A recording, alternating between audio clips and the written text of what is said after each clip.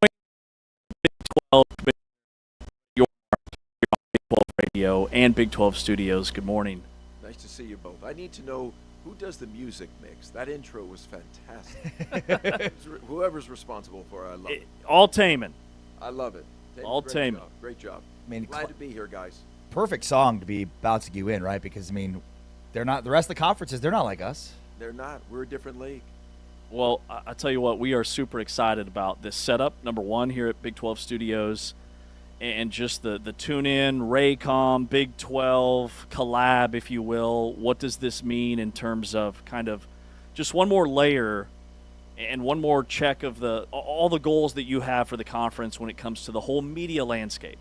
Well, thank you. Again, guys, great to be with you, and congrats. I like the intimacy of the new set. It's terrific and very much on brand.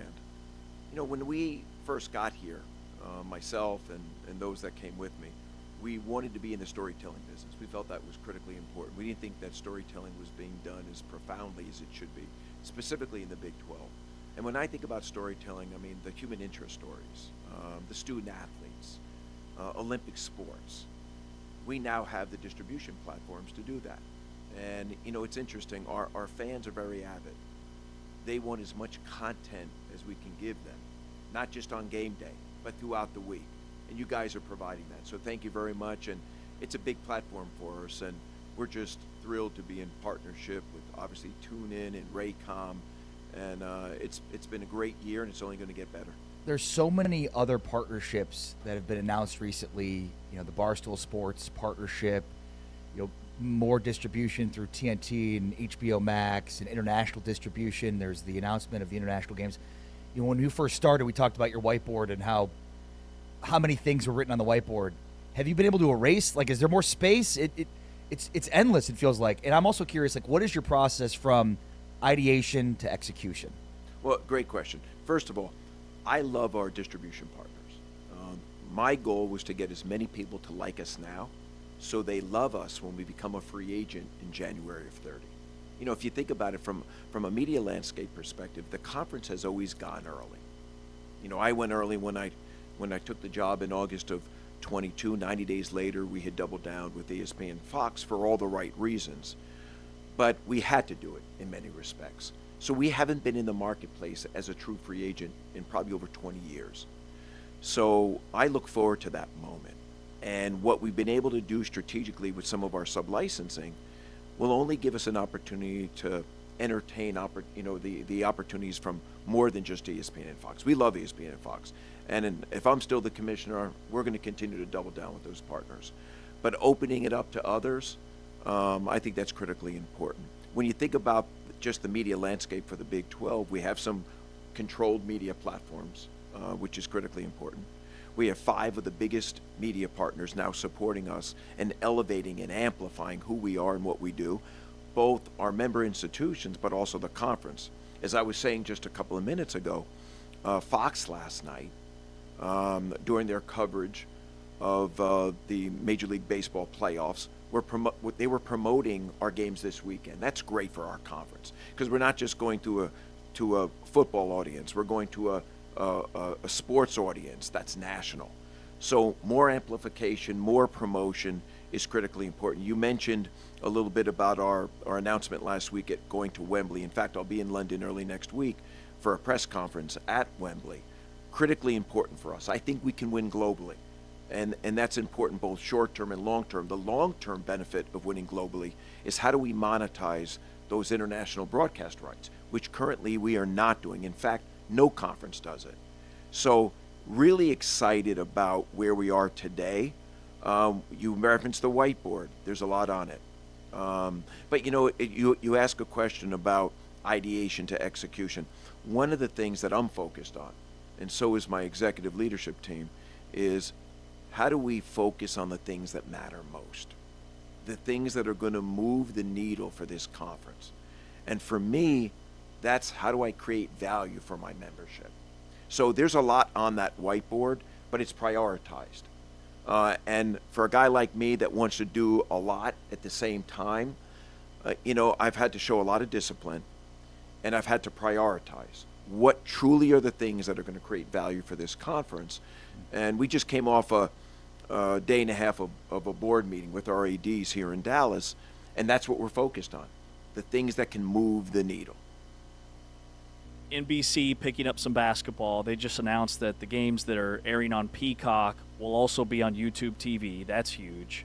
TNT, fans are loving the TNT broadcasts for college football. Have to be happy about that, yeah? Love it. Love it. You know, I've always been a fan of TNT, you know, going back to my NBA days rather. Their production, their talent, how they story tell, what they put into it week to week. Our fans, because I'm following social media during the games, love TNT. They love the access we're providing them, the production quality. They're really getting under the hood, you know, when you think about storytelling with student athletes and coaches. They've been a wonderful, wonderful addition to the football season. And then, as you said earlier, they'll transition into basketball, which obviously they do a great job with, having been with the NBA for all those years. So excited about the TNT addition. I'm curious for your thoughts on private equity. Obviously, that's been a huge part of the discussions in college sports. We saw last week, Big Ten made some headlines with some potential news on that front. Can you just add some context for people that are maybe confused about what private equity looks like at the conference level versus maybe the individual school level? Great question. So I'm going to take a step back. You know, when I got here as commissioner, I realized it was incumbent upon me to explore every and all options to best position our schools and, for that matter, our conference. Looking at capital was one of the things I felt was critically important. And we did an exploration of all the different scenarios that could unfold. Private equity effectively is having someone come in and take a piece of your conference. You're selling a piece of your conference. And with that, think about it as another member. So in the case of the Big 12, if you had 16 schools, you now have a 17th member effectively. So we went down that path. You know, for me and where I sit today, I truly believe that given the uncertainty around collegiate athletics, that having a strategic partner that can help create value, okay, value creation, we discussed it earlier, is very important. And a strategic partner can offer lots of different things. They can offer expertise in different areas of the business. They could be a great sounding board, and they could provide capital when and if our schools need it. So that's kind of how I think about it today. I would never, and I guess I shouldn't say never, but the ideal scenario for us is not just to partner with someone for capital. For me, it's got to be much more strategic than that. Capital can be a part of it, but certainly the strategy, you know, the subject matter expertise is critically important. The other piece is I'm really bullish on the Big 12. I always have been. I love our trajectory. I love where we're going. And, you know, I'm not inclined to give up any of that upside right now, knowing that, again, we're going to go into the marketplace in January of 30. I think we'll have a big moment. But certainly, as the commissioner, you have to explore every and all options. You never want to be on your heels, and you want to be forward-thinking. And we, as a conference, have done that. And I've done that with our board and our ADs. We are joined by the Big 12 Commissioner, Brett Yormark, here on Big 12 Radio, heard exclusively on TuneIn and via video at Big 12 Studios, the Big 12 Fast Channel. The Big 12 didn't have a preseason conference poll for football. We are looking at the start that Texas Tech has had and still think they're ranked too low, although in the top 10 of the AP Top 25. We've tossed around the idea of should the AP Top 25 have a preseason poll if they want to have a preseason poll, but then no poll for about a month, similar to what the FCS level does, and then revise the poll and kind of refresh it week 4, week 5, week 6, whatever they want to do. Would that help the Big 12? What are your thoughts on just the AP Top 25? So we've discussed this internally a lot, and I'm not a huge believer in the preseason polls. Because of roster management and the portal, you just don't know what you have until you play a game. Yeah. You know, And, to predetermine and just to judge things based on what's on paper, I'm not a big fan of. So starting, those polls a couple of weeks into the season, once you have an understanding of truly what you have, I think has some merit to it. And that's just one person's opinion. When I think of the AP 25, I do believe with you. I think Texas Tech is one of the premier programs in the country. And they should be ranked higher. But they're going to continue to play, and we'll see where that goes. I like how we're represented today. Cincinnati received the most votes of those that were not in the top 25. We'll see where that goes. But I love where the conference is. As you guys know, you cover us every week. We've got 2 undefeated teams. We've got 4 schools that are undefeated in conference play. This is a big weekend for us. The next couple of weekends are big. I think at some point in time, parity is great. And we have a lot of parity. I mean, I was reading a stat, either we're the first or second FBS conference when you think about lead changes in the fourth quarter. It really shows the parity and the excitement. I got a call from someone from the networks over the weekend, said, Brett, your conference leads the drama meter in all of football. And I think that was dead on. But the next couple of weeks, I think, could create some separation as you're looking at who might end up in Arlington. And we'll see how it plays out. But each week is just action-filled, and it's playing out like we had hoped. Do you think that the Big 12 is fairly represented in terms of the AP Top 25 and in terms of the national public perception of the league and how good it is relative to where it's thought to be? I'm not sure we're recognized as much as we should be nationally. I think our style of play is incredible. We score a lot of points. We are the conference of quarterbacks. Like I said, we lead the drama meter. When you think about lead changes in the fourth quarter, I do believe that some of our schools should probably be ranked a little bit higher. An undefeated BYU, obviously a Texas Tech. But I also look at schools that are on the fringe that should be getting greater consideration, like a Utah. Cincinnati is off to a great start. I'll be in Cincinnati this weekend when they host UCF. So let's see what happens in the next couple of weeks. But I think the conference is picking up a lot of momentum. And, as I said and have been saying for quite some time, settlement, in theory, should have created a level playing field. Yeah. When you think about the cap. I do feel that's playing out each and every week now. When you think about who started in the top 10 or top 15, some schools aren't even the top 25 anymore. So there is greater parity, I think, across college football, generally speaking. And I think over the course of the next couple of weeks, our conference will emerge and hopefully get the consideration we deserve. There's some really good teams, once again. Last one before we let you go, basketball media days just around the corner here in a couple of weeks up in Kansas City with the women and the men. Expectations for the Big 12 basketball season when it comes to not just the teams and the member institutions, but you have 5 television partners on the men's side, which will put the Big 12 in some prime windows. What are your expectations there? Well, first of all, I talked about the preseason polls not meaning much, but I will say that we have 6 schools in the top 25 preseason poll, okay? So I'll use that to my advantage at this point in time.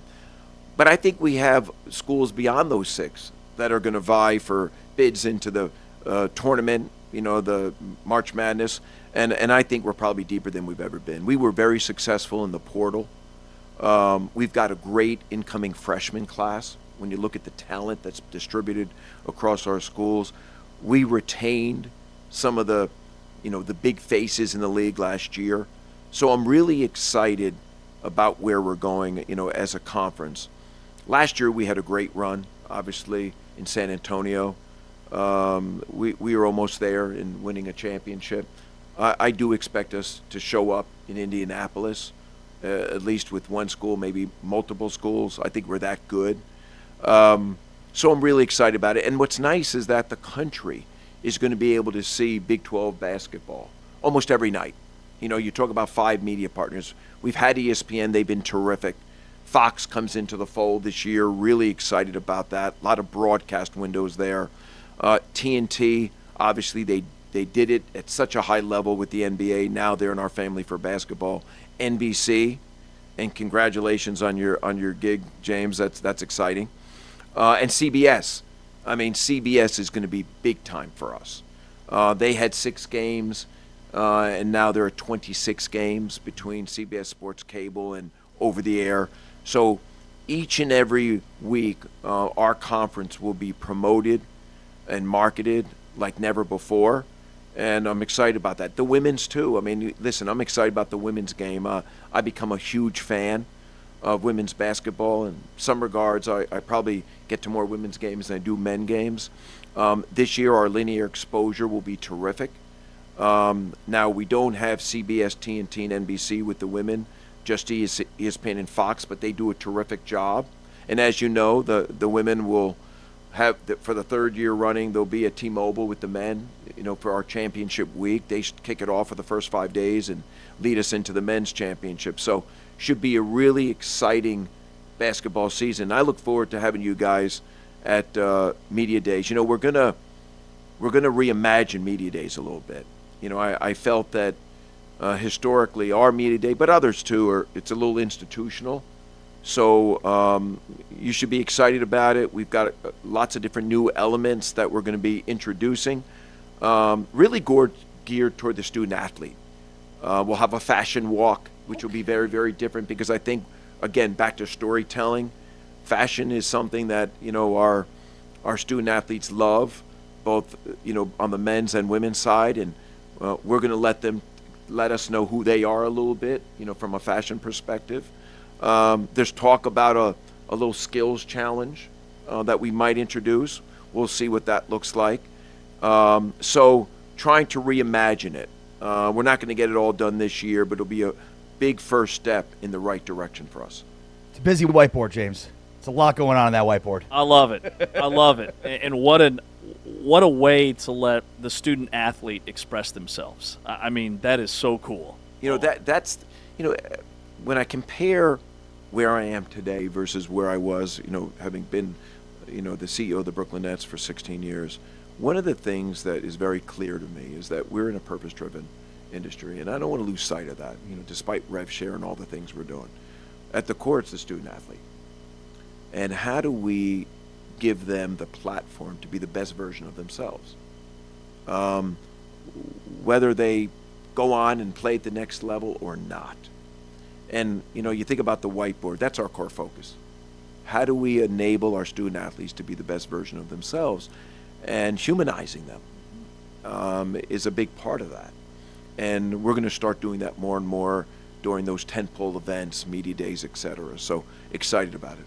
Well, we are incredibly grateful to be here. So thank you for this partnership, the opportunity to promote this league and break down these teams. And we're all in. And again, just thank you so much for your time and for everything you do for this conference. Thank you both. You guys are at the forefront of telling our story. And we appreciate it. We appreciate the partnership. And as you guys know, I'm always here to help when I can. Thanks, Brett. Thank you. That is the Big 12 Commissioner, Brett Yormark, here on Big 12 Today. Heard exclusively on TuneIn, seen via Big 12 Studios, big12studios.com, the Big 12 Fast channel. You can watch us via YouTube, DirecTV, Roku, Amazon Prime, and many, many other avenues. He's Ari Timken. I'm James Westling. We'll be back in a moment. This is Big 12 Today on Big 12 Radio.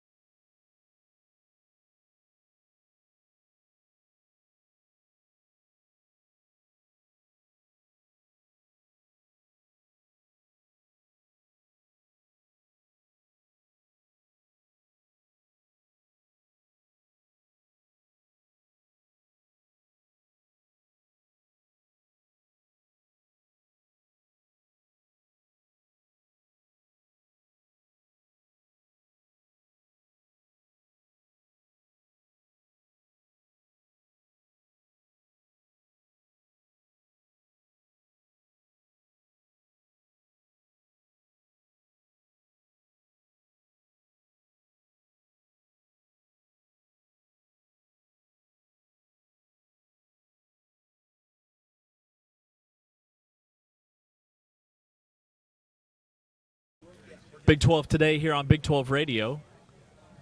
Heard exclusively on TuneIn. You're watching us via Big 12 Studios, the Big 12 Fast Channel. With Ari Timken, I'm James Westling, and we are now joined by Baylor women's basketball coach Nicki Collen. Coach, good morning. Good morning. Here we are, another season. Right? Feels like we were just here yesterday for Big 12 women's basketball media days. And even the finale of the Big 12 tournament. So, yeah, it's here we go, 25-26, off and running. How would you summarize last season? Your team got hot towards the tail end, finished with 28 wins, second round of the NCAA tournament. Just to kind of summarize what happened last year, how did it go in your eyes? Yeah, obviously, losing at home in the second round to Ole Miss, when we worked our way back to host opportunity was disappointing. I think last year was a little bit about resilience. I thought as the season went along, Aaronette Vonleh started to assert herself. That was a big part of, I think, why we got hot at the end. Her confidence, our ability to play to and through her. But we had, we really had to withstand losing Little Paige Bugs really for most of February and March. And even when she came back in the NCAA tournament, she was limited to under 20 minutes. So, we really never got first team Bugs back. So what do you, Talia Scott, you had her from Auburn. Give us a sense with Bugs back, Bella Fauntleroy. So you've got some familiarity, some players that have been with you that are really good, really good players in this conference. And then you add another scorer like Talia. So what does she bring to the mix? Yeah, Talia's I would say is like a professional scorer. She just has a way. She truly. We always talk. When I got back to coaching in college, and I had assistant coaches putting 3-level scorer on scouting reports, I'm like, I need you guys to stop doing that and put 3-level takers, not necessarily 3-level makers. There are very, very few 3-level scorers in college basketball, and I think she's somebody that just understands angles. She's not the tallest, she's not the fastest, she's not the quickest, but her ball skills, her spacing, her angles. She's got a float game going left, with some of the wrist issues she's had and time she's missed. It's made her uber confident with her left hand and playing to her left hand. And so just somebody that finds a crease, finds a way to score. At times I'll think, hey, maybe give that up sooner. But she kind of finds a way to Euro to the rim and get it up on the glass and has a creative finishing package. So really, really, really good score.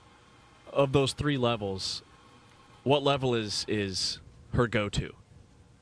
I think it just depends on how hot she is. I mean, she's not going to turn down. She's got that Sarah Andrews mentality where if someone switches and she's wants to hit him with a step back, when I want her to take advantage and get a piece of the paint there. And that's very Sarah Andrews-ish to me in terms of like that's the matchup she wants. But I think she's somebody, if she misses a couple threes, she's going to get herself to the foul line. She's going to get downhill to the rim.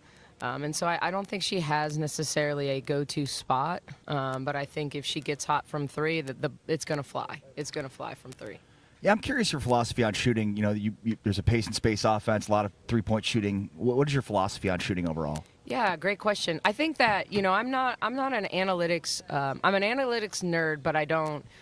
We don't have a horn. I let our kids that can make and take mid-range shots take them.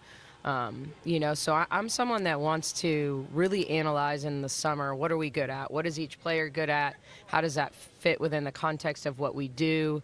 And then how do I get them to those kill spots? And so, when it comes to shooting, we're not we may take 50% of our shots from 3 one game and 30% the next game. We're certainly not a high volume 3-point shooter in this day and age of analytics.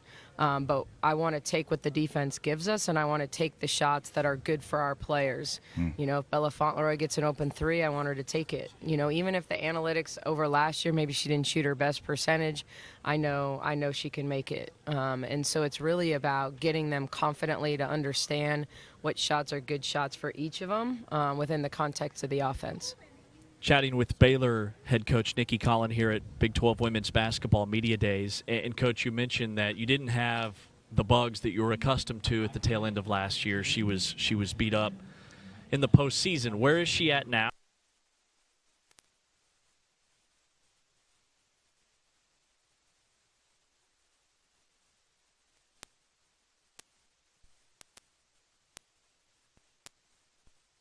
And that happens a lot when you've had someone that has their first injury, and then it becomes a maintenance thing. But I think she's through the bigger part of that. I think Bugs is, we limit her significantly in our scrimmage this weekend to 15 minutes. We want to be smart. She's so valuable. I asked her how she was doing after the game, and she made sure to tell me, Coach, I'm okay. I'm going to be okay. Just understand I'm fine. She knows how much I value how secure I feel when she's on the floor. When you have a new team with a lot of people that are used to putting the ball in the basket, and we lost 500 assists from last year's team. As much as we have returning, what we lost is 500 assists between Jada, Sarah, and Yaya. And so wanting them, needing ball movers, needing players that the ball doesn't stick with. And, when you have elite scorers, and they're trying to find that extra dribble, that extra angle, the ball sometimes sticks. And so getting that balance, and Bugs is someone that understands. We never break down when Bugs is in the game, because she gets us to the next action. When someone's in distress, she's going to come get it. We're going to play. We're going to move and flow. And we just don't have that without her on the floor. Doesn't mean we can't be effective, but we don't have that feeling of, okay, we know what we're doing, when we're doing it, and we'll never break down. And she just doesn't let us break down. So really, really confident, third year as a captain. She's someone that walks the walk, talks the talk, does all the things right, and just ready for her to have a great senior year. So you get right into it. And you've got Texas on your schedule, you've got Iowa on your schedule, and then Duke, a top 10 team to start the year on November 3rd. So Yeah, bad scheduling, right? Yeah, it seemed like a good idea at the time. I think first of all, we didn't know quite at first, when we committed to Paris, like what our opponent was going to be for sure. But obviously, we start with a top 10 team, and a team that's going to really, really test us with our athleticism. But our ability to move the ball against elite pressure defense is going to be the difference maker. We can compete with them if we can take care of the ball against them. If we don't take care of the ball, it'll be a long night in Paris. And so, we'll test ourselves early. I've always said, and people think it's cliche, but it's true. If you look at us, our analytics and our success, we have always been a better team in February and March. It takes time for new players to understand our system. We're not a plug-and-play system. We don't just run, A to B and B to C actions. We're really teaching them how to play. And so it takes time for our players to really, really understand what we do, why we do it, why it's hard to guard. And so we're going to test ourselves early. And obviously, in this day and age of NIL, you have to give yourself opportunity to make money too. And so, the days of the home and homes are starting to disappear because of the new world we're in. And so, to have opportunity to play Texas at Dickies, Iowa at the WBCA Classic at Disney, it's a great platform for Baylor. It's a great platform for the Big 12, and hopefully we represent really, really well. Yeah, those are really cool venues, too. Coach, before we wrap, we love to throw a kind of get-to-know-you question. All right. So what is your hidden talent? Oh, I can rap. Okay. Yep, What's your go-to rap song? I'm not. No. It's not like that. It's more freestyle. Freestyle rap? Yeah. So it would take a very, very special time. Like the players have heard it. Like I will always dangle it as a carrot. Like you too can hear this if, But it can start a little like, Nikki is my name. Yeah, I got skills. Yep. There we go.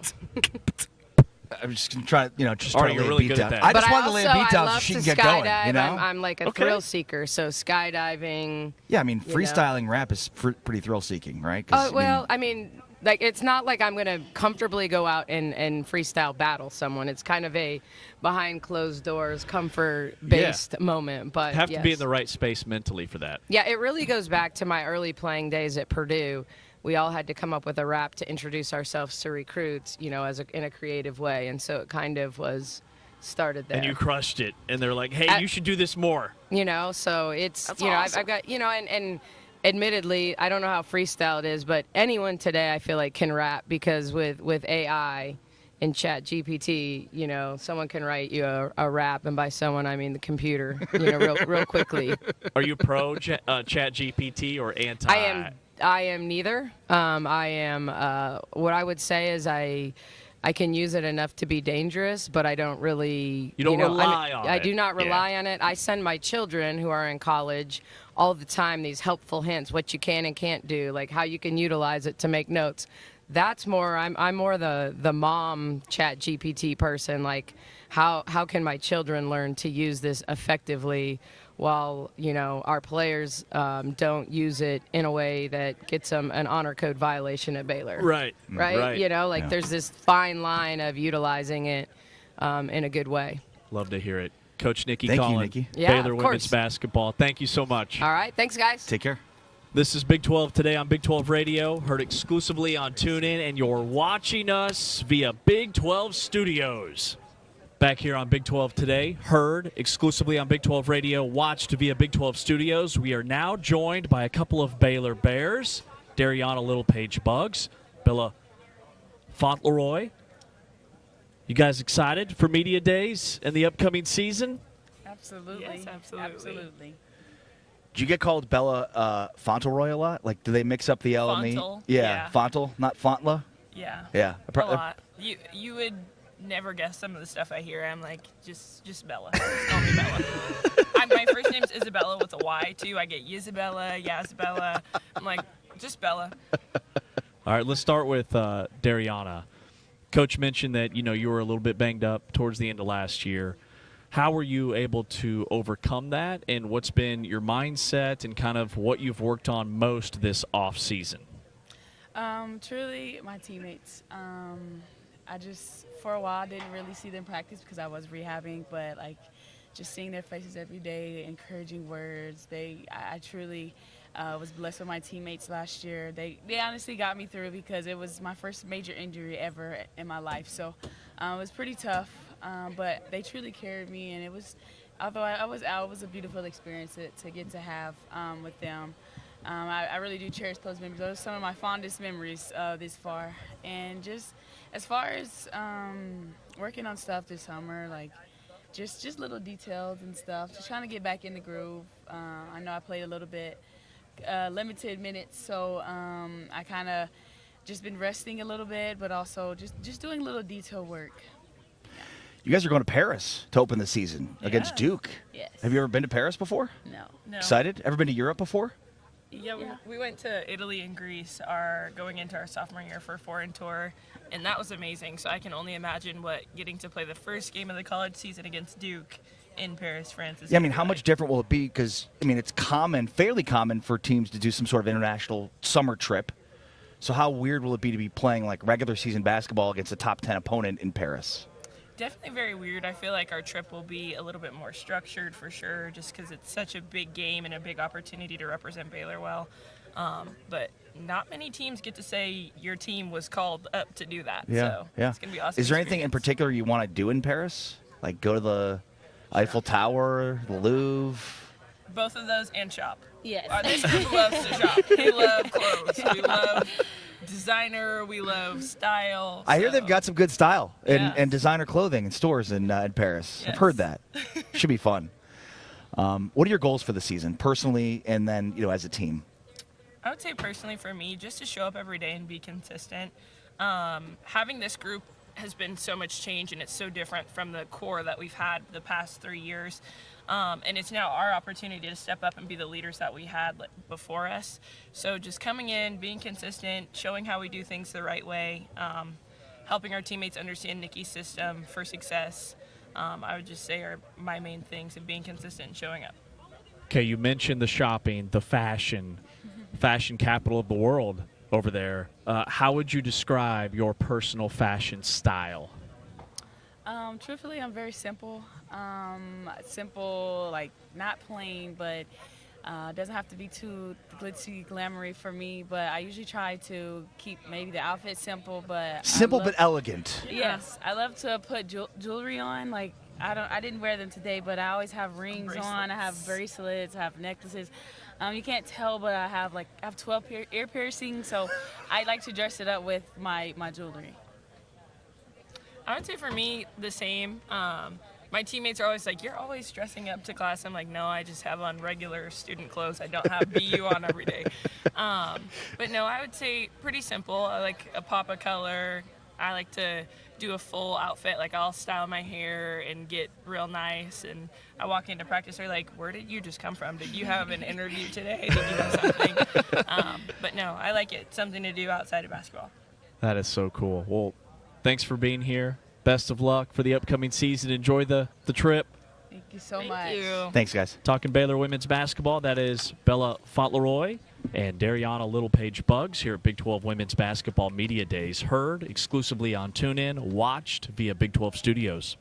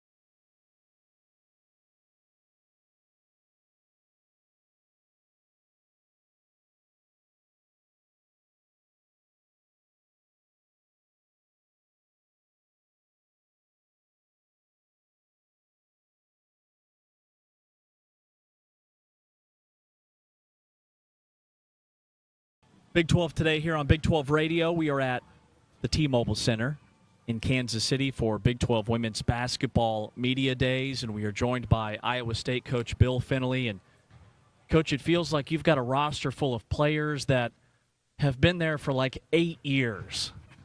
You've got like the same core outside of a couple of pieces that have graduated.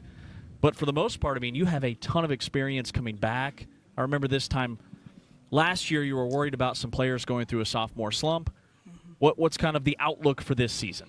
No, James, I really love our team. We have 8 juniors.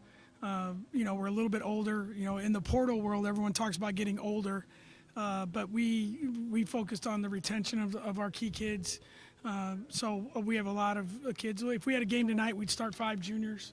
So all of them with good college experience at the highest level. So really pleased with the way we've gone about it so far, and I think we have a team that can be very, very good. And now the challenge is how do we put those pieces together? But I love what we're about, and I love the way they've gone about it so far. Audie Crooks in that freshman class came in a few years ago, and you talked about just how close they were.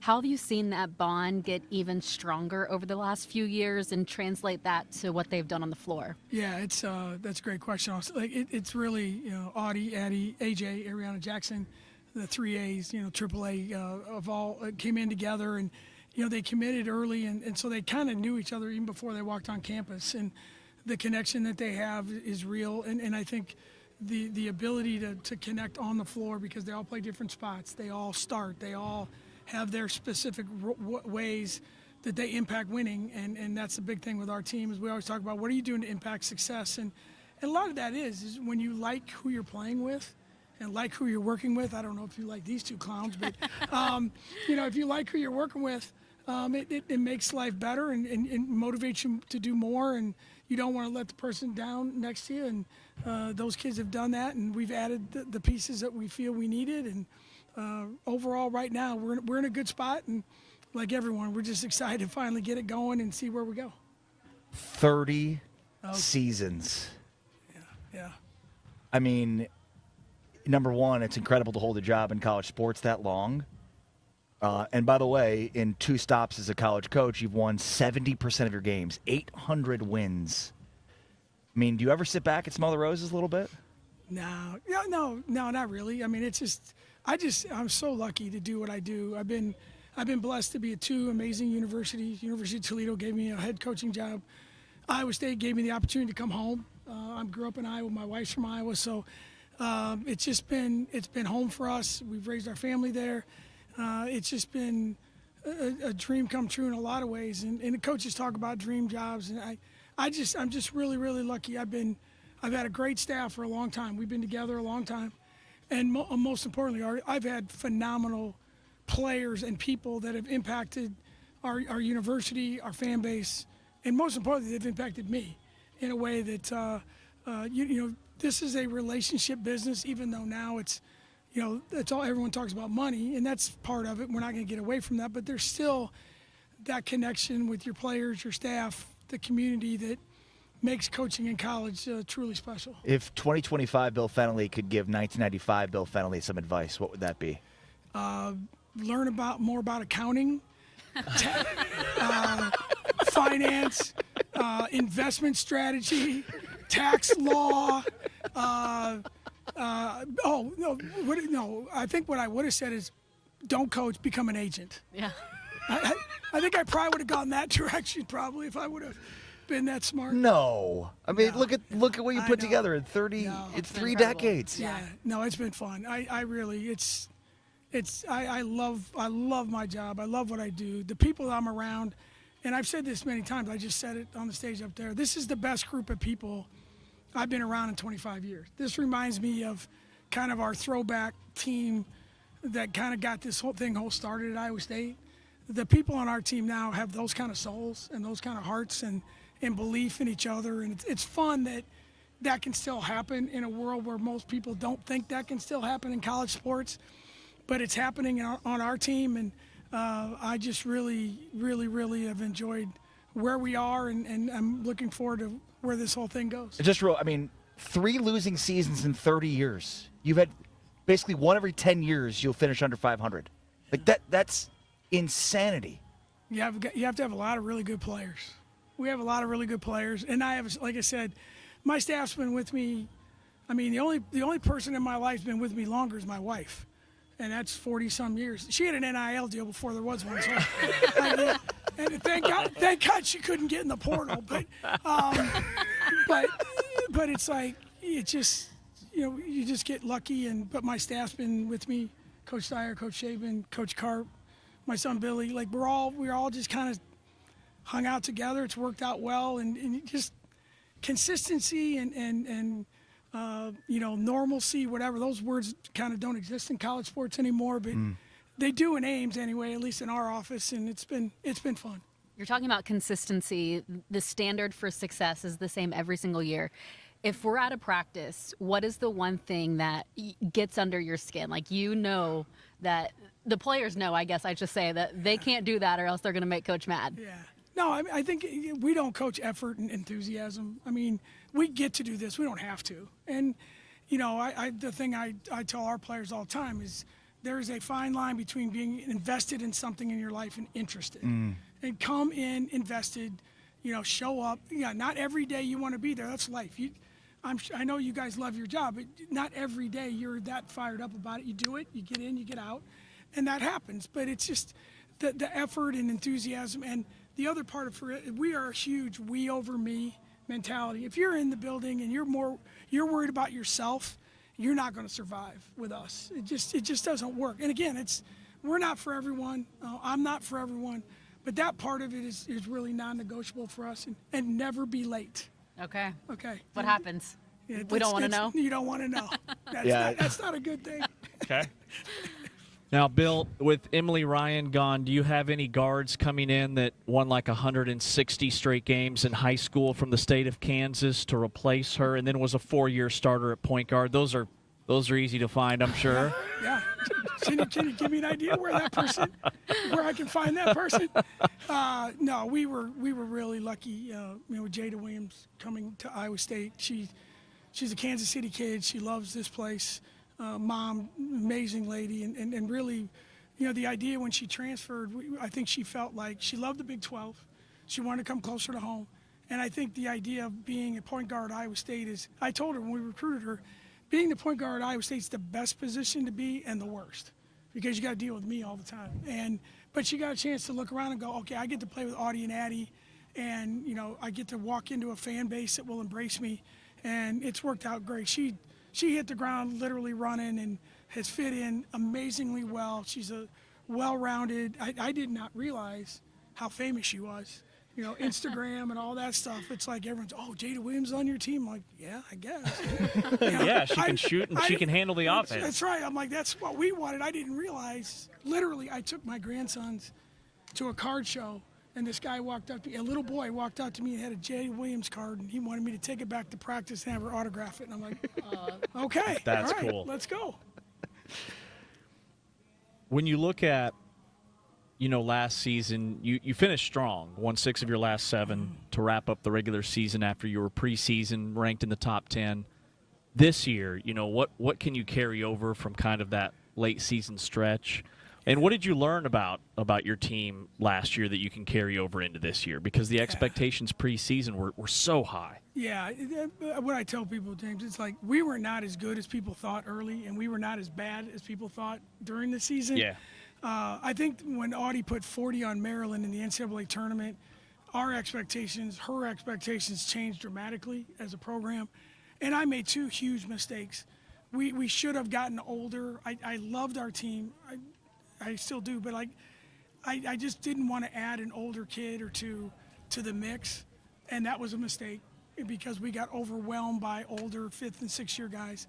And the other thing is our schedule was way too hard.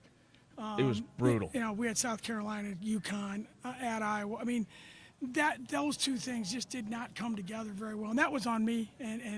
But our kids managed to fight through it, get to the end of the season, and get to the NCAA tournament again. So we learned a lot, and now even though we didn't add a ton, we're juniors and 1 senior, and we only have 1 freshman playing, and it's not like you look out there and we're in the NCAA tournament, and we had 3 freshmen and 2 sophomores in the game. and that you can't sustain that over time at the highest level, and that was on me, and hopefully we've corrected that a little bit. Yeah, you've got a team for this year. We're excited for the upcoming season. Bill, thank you so much for your Thank you, time. guys. Always good to see you. Thank you guys as always. You guys are the best. Bill Finley, head coach at Iowa State here at Women's Basketball Media Days. It's Big 12 today on Big 12 Radio, simulcast on Big 12 Studios. Big 12 Basketball Media Days here in Kansas City at the T-Mobile Center on Big 12 Radio exclusively on TuneIn. You're watching us via Big 12 Studios, the Big 12 Fast Channel. I'm James Westling, joined by former Oklahoma State guard Austin Ivan, and now a pair of Iowa State Cyclones. We've got Jada Williams in the house. We've got Addie Brown in the house. And notice I said Iowa State guard. I didn't say Arizona. You transfer to Iowa State. You're going to have a huge role this season for Iowa State. What went into the decision to become a Cyclone? Because, I mean, Tucson's a lot different than Ames, Iowa. Well, I'm a Midwest kid, so I grew up in Kansas City. That's where all my family's at. So being closer to home is 3.5 hours. So my mom's been up. My sisters can come, my nieces and my nephews, my cousins, everything, they're super close. So that was a big one. And then just the culture that Coach Finn has built is something that you can't find anywhere else in the country. And you can kind of feel that straight off the bat. First time I talked to him on the phone, I was like, yeah, this is where I'm supposed to be. And then obviously knowing Addie and Audie, those are big key pieces to why I came here. And then just mentally, I knew that I needed to be in a place that was going to help me get back to the way I used to be, the smile I used to have and stuff like that. So my mental health has definitely been a huge key in the off season, and I was in a scary place not knowing who was looking back at me in the mirror. And so the last 2 years I want to make sure I'm having fun. Definitely we want to win everything, but just being in a healthy environment is something that was super important for me. You're talking about the culture. Why do you feel like your game fits in with the style that Iowa State plays? Yeah, I think typically they're not the most vocal, they're not the most loud, like talking stuff, and I think I kind of bring that different energy to them. And I think now that I've kind of been here all summer, everyone's starting to talk a little trash, be a little louder, flex on the N1, things like that. So it's super exciting to kind of bring that aspect and kind of see everyone kind of take that into account and kind of add it to their game too. So I'm just super excited to be vocal. They've given me the reins to be the leader. They trust me as that, and I trust them same way they trust me. What's it like playing alongside someone like that when you come in and she's immediately making an impact in this just summer workouts? Yeah, it's super fun. I mean, I've always had to play against her, so I always say, like, I'm so glad she's on our team now because, I mean, you had the ball on the floor, you had to be worried of where she was because she was going to come and get it. She's always talking. She's super high energy. She gets everyone around her hype, so we're super happy she's here. And, yeah, it's going to be a fun season. Addie, you averaged over 15 points per game, better than you did your freshman year. Now that you're a junior and you've kind of got the pressure of a sophomore slump behind you now. I mean, Coach said that we'd probably start 5 juniors if the season started today. So you're a veteran, experienced team and player. What's the next step for your game? Yeah, I think just the little habits I really focused this offseason. I was kind of on the sidelines due to an injury, so it made me put those things into perspective, like sleep, nutrition, rehab, all those things you're going to need at the next level. So those are as far as like the things off the court, but on the court, defensively, I got to get better, being able to switch 1 through 5 that I can also take with me, hopefully to the next level. More consistent in games as far as giving my team what they need every single game. I can't have any up and downs, and I think that's a high ask, but I think that's something I'm going to look to do this season. Anything fun that the team has done in the summer off the floor, just together for a team bonding activity? You guys are both smiling. There's just not a lot to do in Ames, Iowa, so we're always with each other. So like, well, we have a friend. We have an honorary team member. Her name's Boquisha, and she has kind of helped us bond and kind of work through our differences. And we're all best friends now, and Boquisha has joined that. You can't see Boquisha because only our team can see Boquisha. Is she imaginary? She's just our friend. Okay, got it. Just Boquisha's Boquisha. Okay. She's the best. Okay, I like that. Yeah, and we just hang out a lot because, like I said, there's not much to do in Ames, Iowa, so you got to We're like like the delusional. people you're around. We're so. delusional. We have a lot of fun, but we're goofy. delusional. We got a lot of different personalities, but we all bond really I well. like We it. like to have fun. So, yeah. Jada, you talk about the mental health aspect of the game, and women's basketball is such a player-driven sport that there's a lot of attention on you guys as student athletes, and I know that's something that Haley Van Lith has talked about during her time at TCU. So it almost sounds like that's something that you're proud of, kind of being that voice for how important that aspect is in women's sports. Can you elaborate on some of that? Yeah, I think for me, I'm not comfortable with talking about those type of things. I never grew up being somebody who likes to vocalize that, and so I feel like I was always having that pressure on my back. Like, you got to act fine. Your social media, you have to smile. You're coming to practice, you have to smile every day. And so having to pretend, like, I got so good at pretending that I was okay that it became normal to just fake it till you make it. And I got to the point where, like, I was at Arizona and I just wasn't happy. Like, my freshman year, I barely called my mom. Like, I didn't talk to my siblings. I kind of fell into a dark place, and it was a really scary place for me just because I am outgoing. I have a lot of friends, like friends all over the country. Social media is something that I've done my whole life, just like a fun thing. And it kind of became to the point where I was looking in the mirror and I didn't know who was looking back. And that's when I realized, like, okay, like something has to change, or I'm going to like keep moving back and further and sliding into somebody who I wasn't. And so not being able to have that smile that was authentic, not being able to say, like, this is Jada, this is who I am. It got to the point where, like, who am I? What's my purpose? And so this summer has been a huge change for me. I'm surrounded by people who's, like, I told them the other day, like, in a serious moment, like, I'm super grateful for you guys. You guys have brought the old smile back. And, like, the first week I got here, I called my mom in tears. She's like, oh, my God, what happened? And I was like, no, like, Mom, like, God has done amazing wonders in my life this offseason. And as much as basketball does consume my life, I'm surrounded by coaching staff and teammates who love on me and who have given me confidence to kind of talk about it and voice that, like, I wasn't the Jada that everyone thought I was, and that's why I wasn't performing to the standards that I set for myself and that everyone else had for me. And so everyone was like, oh, Jada fell off. I just wasn't myself. Like, that wasn't Jada. Yeah. And so now that I'm back in that, like, no matter what happens on the court, like, yes, we want to win, we want to do all these things, but, like, I'm happy. Like, my smile is authentic. Like, I'm back to feeling like this is my purpose and I'm in the right place. Good for you, man. That's awesome. That is so cool. I was going to ask who helped you, but it kind of seems like it was the entire team and coaching staff, everyone around you that you surrounded yourself with was really playing a big factor in that, right? For sure. I didn't vocalize, like, hey, guys, like, I'm not in a good place, help me. Like, right. It was more of like, and that's why I know it's genuine, because nobody had any idea. Yeah. And so coming in, like, going to practice every day is fun for me. Like, no matter if it's a hard practice, if we run a lot, we had too many turnovers, like, I'm having fun. I love the people that I do it with. And so every day I come in with a smile on my face just because I know the people that I'm doing with love me and we all have the same goal and they're just genuine people. Yeah, they're way more than just teammates. For sure. Yeah. All right, we've got to talk a little wardrobe, a little fashion here. Yep. Because you guys have the bling. Yep. It's blinded me about 17 times during the last 10 minutes. Looks really good. What's the story there? So it's a kind of funny story. Okay. Jada's she's always iced out. We know that. But so when she came, I was like, I'm looking to get a chain. Like, you need to help me. Like, who should I go to? So she put me on to her jeweler, and you can shout him out. But Yeah, Status Jewels. Yeah. They have a bunch of locations, but I know the location in Gainesville, Florida. Random, but we connected. That's SEC country. I know, Jada, I know. That's I know, all right. guys. No, the jeweler's awesome. on He's now. awesome. I was Yeah. super glad that Addie wanted to do that, and so now we kind of got a little ice going on. So it's a little bigger than I thought it was going to be, but hey. come on, you gotta It flex it works, though. and it's It can never be too big. I And feel we're in like. Iowa, so Yeah. people Is are it like, heavy, Addie? It looks heavy. kind of heavy. Yeah. It looks It's heavy. kind of heavy. It's Worth got a it, lot though. of We're weight in to Iowa, it. like we're flexing our jeans in Iowa. We're like, what? Absolutely. Audie, I don't think Audie has anything, does Come she? on, She does. Audie Oh, got she some does? ice too. Come Okay, on, okay. man. It's just, Yes, it was just, she it was just tucked does. in. It was just tucked It's in. okay. It's just There we dark. go. It's dark over there. There we go. We see it. Don't worry. Okay. All That's right. awesome. Last thing. Okay, so in the fashion world here, what brand or store do you shop at the most?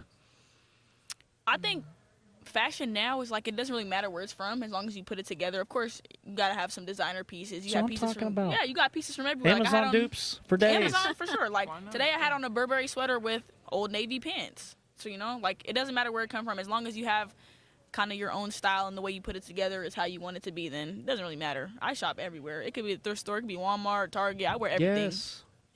What's the most important thing though? Like the shoes, the accessories, the purse. I mean, is there one I part go with of the outfit that's? I say staple piece, and then you go off of that. You can't have too many loud pieces. Like if you have a loud sweater on, calm on the bottoms. You know what I mean? So Yeah. kind of, or if you have your shoes are your staple piece, go calm on the top. So you kind of work with it. I love the shoes. I have a lot of shoes, so I try and build my outfits based off my shoes.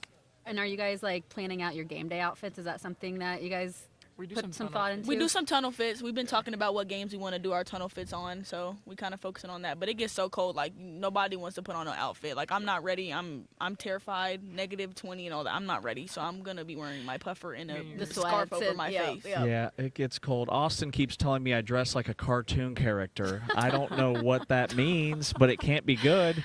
So I never. I I'm gonna never lean on said you guys that. for the Don't- advice. Don't believe him. it was a pleasure. Addie Brown, Jada Williams, great story. Thank you for sharing that with us. Thank and best of luck this season.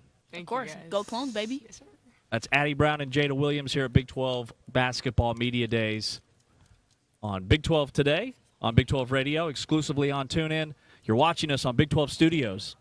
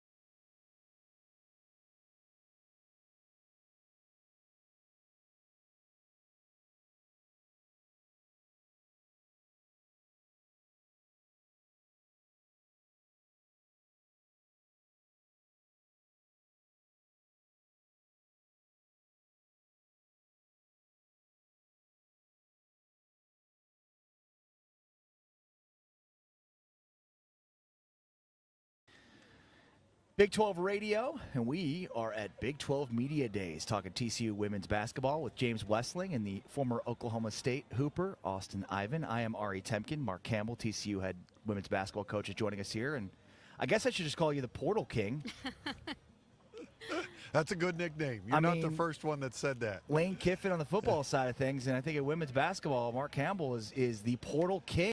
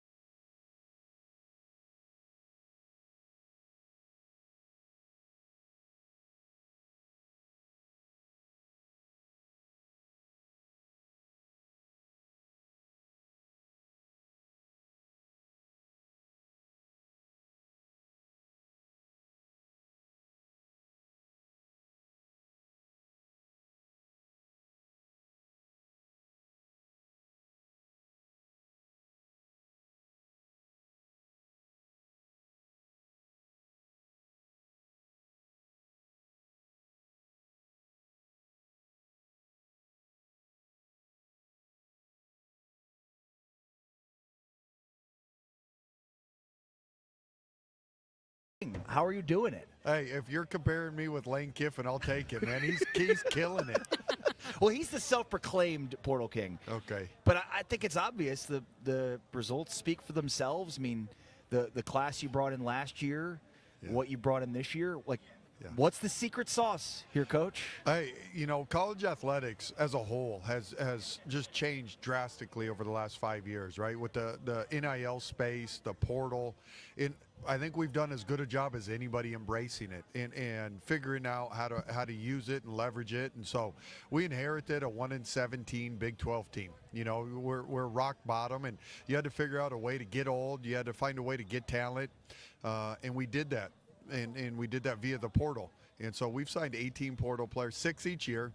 And those first two, portal classes, you were building a program. And this portal class was reloading. And there's a big difference in that, And, we were able to win a league title last year, and then you lost a whole crop of kids. But this new the group that we brought in, you guys, I think it's a reload. And I'm really excited about it. And the portal, I mean, it's something, for whatever reason, me and TCU has just been a great blend, a great mix, and a great landing spot for these kids. Coach, take me inside the arena on the court of Coach Campbell practice. What does it look like? Hey, we shoot a lot. Last year we led the country in threes made. We let that thing fly. We start every day, 30 minutes of skill work and shooting every single day. Shooting, I believe, is a separator in the game of basketball right now at the NBA, the WNBA level. Spacing is huge in pace, and so we want to play fast and we want to shoot a lot of threes. So we start every practice, 30 minutes of that, and then we dive into our offensive stuff, and we run our spread pick and roll. We spend a lot of time teaching the nuances of how to play in the pick and roll. At the end of the day, I want to develop pros, and to be a pro, you got to master the art of playing in the pick and roll. And so, and then we play a lot. We play a lot of 5-on-5. And so we rep it out. So the kids are confident. I want us to go into games. I want them to go into the games, not overthinking, to be comfortable with what we're doing and turn them loose and let them go hoop. That's the type of practice I'd want to be at. Olivia Miles is definitely a pro, and you just put one in the pros with Haley Van Lith. Take us through the recruiting process the parallels, maybe some differences, and how what you did with Haley last year, that I'm sure that helped in terms of recruiting another guard. It did. Haley in last year's group was our best sales pitch, right? You went 34-4. I think there was a great joy that our team played with. Obviously, we're one of the best teams in the country, but two different recruiting stories, two different recruiting pitches. You know, Haley came to us from LSU, where she had a really hard year at LSU, and she was in a dark place in her basketball journey. And so she came to us needing to jumpstart her career again. And I've known Haley since she was a little kid, little farm town kid in Eastern Washington. And so she took a leap of faith and came to TCU. One, she was betting on our program that we could build something. And two, I was taking a leap of faith that we could get the old Haley swagger back and get her back. So she came with a hope that we could get her career going again. So that was her recruiting process. Olivia's polar opposite. Olivia could have been the first or second pick. Her or Paige Beckers was going to go 1 and 2 in this year's draft. And Olivia decided to do one more year of college basketball. So her process is, listen, I got 9 months left of college basketball, and I want to go somewhere that's going to help me have a chance to be the National Player of the Year and help me, grow and get ready for the pros and be a number 1 draft pick. And so as she looked through the different spots around the country, she ended up in Fort Worth. So 2 elite playmaking guards, 2 totally different recruiting processes. At the end of the day, they're both Horned Frogs, though. Do you have a story that illustrates what Olivia is like as a person? Man, she's a chill kid off the court. Here's what's fascinating.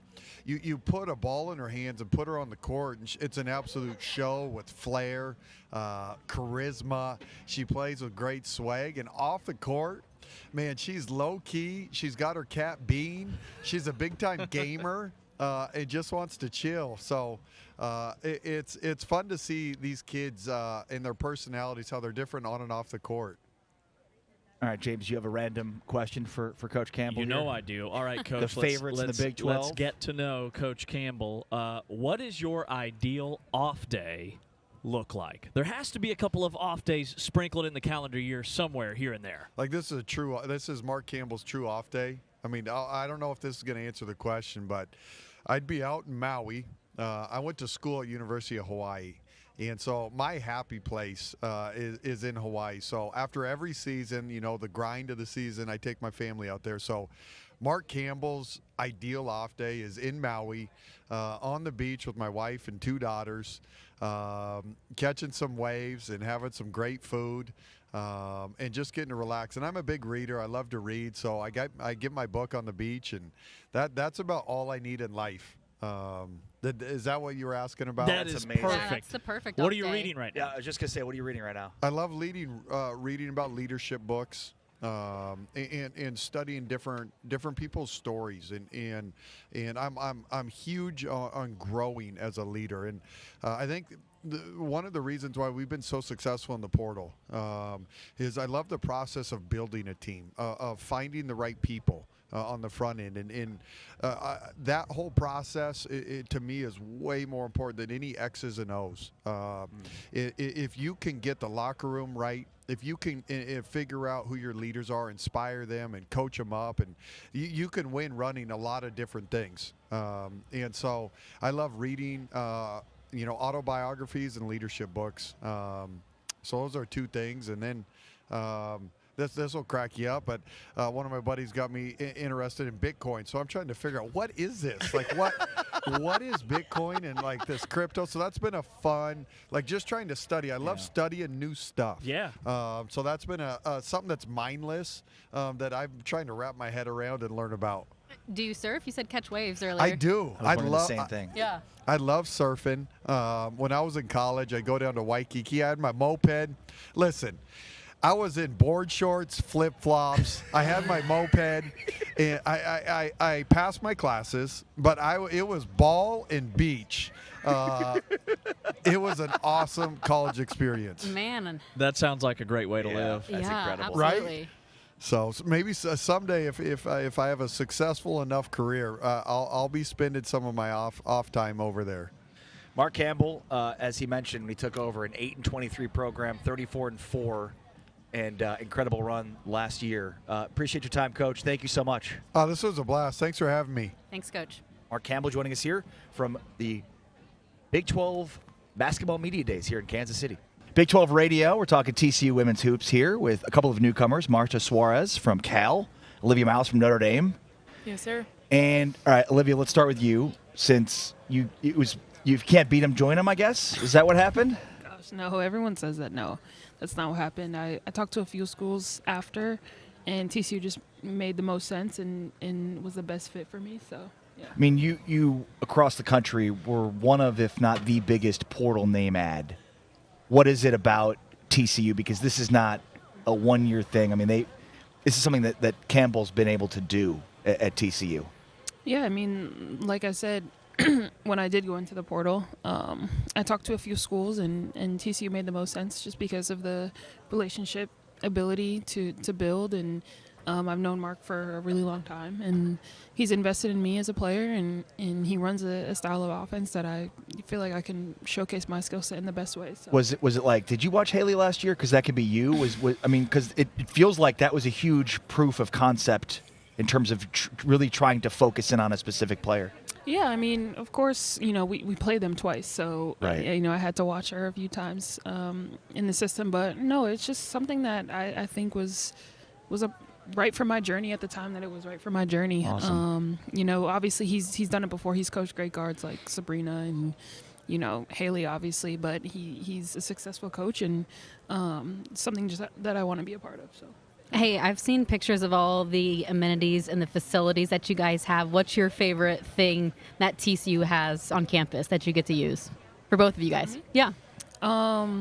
That's a good question. I think our recovery center is pretty cool. Marta will probably say some of the similar things. The sauna we have is pretty cool. So, yeah. Yeah, I love the recovery center. I know a lot of people have seen the snow room. Right. Yep. And just the opportunity that we have to use that and to be a better basketball player just because we're able to go there and they have the sauna and the red light and all these investment that we see on the student athletes there. You never have to go to the spa. I mean, you got everything right there for you. That's pretty nice. Yes, ma'am. We love it. Marta, you're from Spain? Yes, sir. Where in Spain? I'm from a little small state up in northern Spain called Asturias. Okay. Mm-hmm. And how long have you been playing basketball?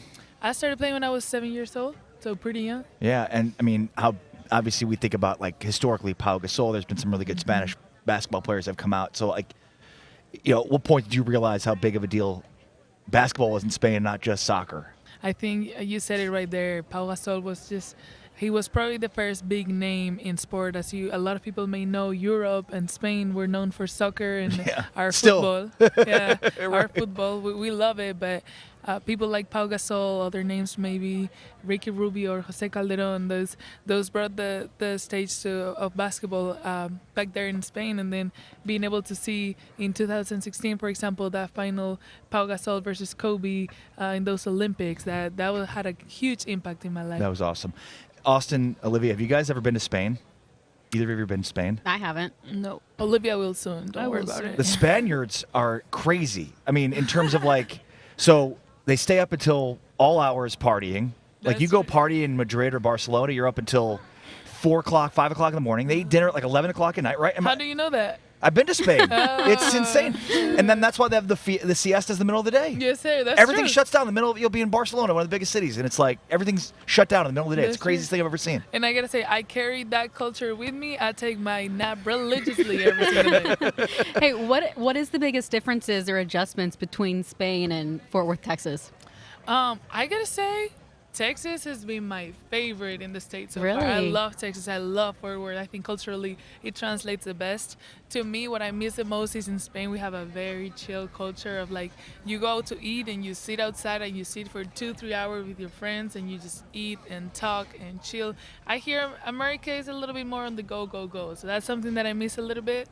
But I think Texas has that culture of like, hey, saying hi to people and enjoying people, and this part of the country I've been enjoying a lot. Do you guys have cowboy boots? Have you guys been to Billy Bob's? Yes, for okay, sure. Good. I don't. No? I don't have cowboy boots. No, we got to get you some. No, that's not you. That's not the style. It's not my style. My teammates have been trying, but I don't know. We'll get it there. We'll see. We'll get it there. I think by the end of the year we have to have like one walk-in fit, like full-on Canadian tuxedo, denim on denim, the cowboy boots. We just got to go for it. That's a stretch. That's a bit much. Yeah. Not exactly something you were in New Jersey. No, we don't do that sort of stuff up there at all. What would you do if you walked, you saw some friends from high school and they saw you in cowboy boots? What would they say? They would freak out and probably make fun of me instantly. Literally, I can't be seen in that. You were talking about Coach Campbell and how he's invested in you. What are the conversations like of what he believes you can do and accomplish this year? Yeah, I mean, I feel like for this team, our potential is limitless. We're just trying to tap into that every day. We both have a shared vision. Everyone wants to win a national championship, but no one actually knows what that looks like to grind it out every day and to be consistent, to be disciplined, and to be bought in as a shared group. So I feel like Coach MC does the best job as anyone in the country of getting kids to buy in, especially since we're all new, into this shared vision of trying to win at the highest level. I mean, how difficult is that when, you two are both newcomers to TCU. Maddie, who's here as well, is a newcomer to TCU. How difficult is that to get that chemistry when it's like you got to hit the ground running and build that championship culture? Yeah, I mean, it's difficult. They ask Coach MC, all the time that question, and he says it's the $1 million question because that's the hardest thing to do nowadays when you take 10, 12 new players and you're like, okay, figure each other out, learn each other, love each other. Sometimes it may not work, sometimes it may work. So it's really just trial and error. It's part of being human, which is why we love what we do. You get to mess up and you get to learn together and grow together, but the challenge makes the reward worth it. So we just go through that together and have each other's backs. You guys all have the same goal. What is a practice like right now? You guys are pushing each other. How do you all make each other better? Yeah, sure.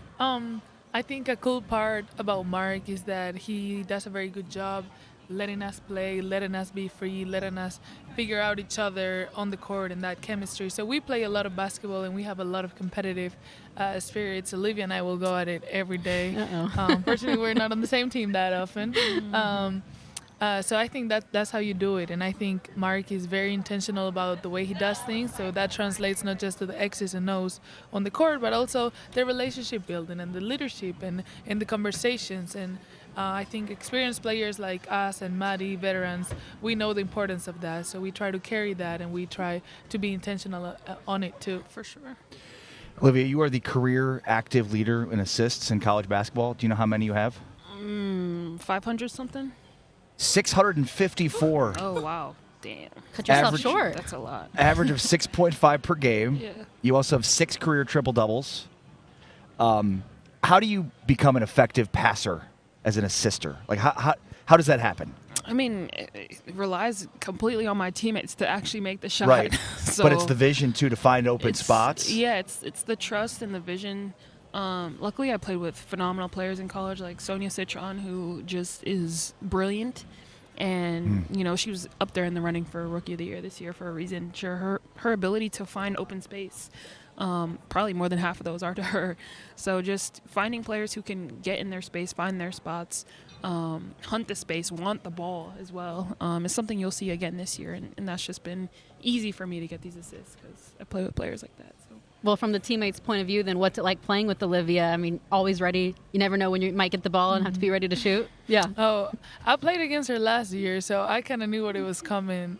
I was so excited, so much looking forward to it, and it's been way above my expectation. The IQ that she has, the way that she moves. She surprised me on both ends of the ball, too. Like, her intelligence on defense, too, and the way she reads, the quick hands she has, the rebounding. But on offense, she just makes it so much easier. Like, to me, whenever I'm on her team, I'm like, let me just run the court for her. And I know she has fun with that. I know she likes to do that. She loves and she enjoys the game like that. And that's the best Olivia Miles you'll ever see. Oh, thank you. So cute. You're so cute. It's funny. I mean, think about it. But, yeah, Notre Dame and Cal, 2 longtime ACC rivals. Sure. I mean, until you bring that up, it's like, I guess they did play in conference last year. Yeah. They did. No, it's actually Strange. funny. Yeah, very.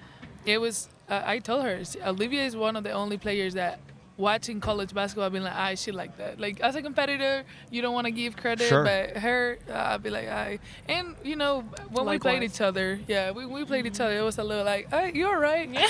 You're right. Who committed first? I did. Yeah. And So, she was a big, I was gonna say, yeah. 100%. She was part of when I was talking to them, I was like, well, you know, you always want to ask, like, what's the team looking like next year? Right. And they were like, hey, listen, this might be happening. And I was like, if you tell me that happens, this is a yes. This is a yes. That's awesome. Good luck this year. Thank you. Thank you so much. Thanks, guys. Marta Suarez and Olivia Miles, TCU Horned Frogs, newcomers from Basketball Media Days here in Kansas City at the T-Mobile Center in the tip-off for the 2025-2026 basketball season.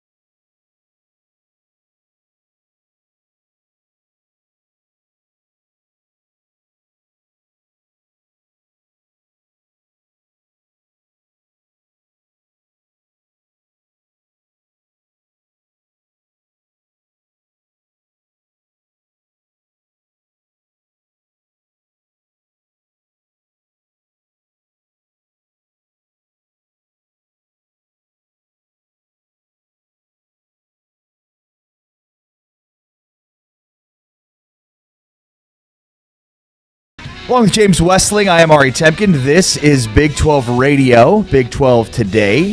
Heard on TuneIn and watched, streamed on Big 12 Studios. You can also check us out on social at James Westling. I am at Ari Sports, A-R-I Sports. Brett Yormark, the commish. James was on with us last week. It was great to visit with Brett Yormark in person here at our brand spanking new studios for Big 12 Studios. And I thought there were a couple of interesting things that he said. There was a lot of interesting things that he said, but a few things I wanted to reflect on. And the first that he discussed was the TV free agent side of things. And basically, looking ahead, it might seem far off, but everything that's going on right now sets up for the Big 12 to be a TV free agent. Here, take a listen. First of all, I love our distribution partners. My goal was to get as many people to like us now, so they love us when we become a free agent in January. Of 30. You know, if you think about it from a media landscape perspective, the conference has always gone early. You know, I went early when I took the job in August of 22. 90 days later, we had doubled down with ESPN and Fox for all the right reasons. But we had to do it in many respects. So we haven't been in the marketplace as a true free agent in probably over 20 years. So I look forward to that moment. And what we've been able to do strategically with some of our sub-licensing will only give us an opportunity to entertain the opportunities from more than just ESPN and Fox. We love ESPN and Fox. And if I'm still the commissioner, we're going to continue to double down with those partners. But opening it up to others, I think that's critically important. When you think about just the media landscape for the Big 12, we have some controlled media platforms, which is critically important. We have 5 of the biggest media partners now supporting us and elevating and amplifying who we are and what we do, both our member institutions, but also the conference. As I was saying just a couple of minutes ago, Fox last night, during their coverage of the Major League Baseball playoffs, they were promoting our games this weekend. That's great for our conference, because we're not just going to a football audience, we're going to a sports audience that's national. So more amplification, more promotion is critically important. You mentioned a little bit about our announcement last week at going to Wembley. In fact, I'll be in London early next week for a press conference at Wembley. Critically important for us. I think we can win globally. And that's important both short-term and long-term. The long-term benefit of winning globally is how do we monetize those international broadcast rights, which currently we are not doing. In fact, no conference does it. So really excited about where we are today. You Americans, the whiteboard, there's a lot on it. But you ask a question about ideation to execution.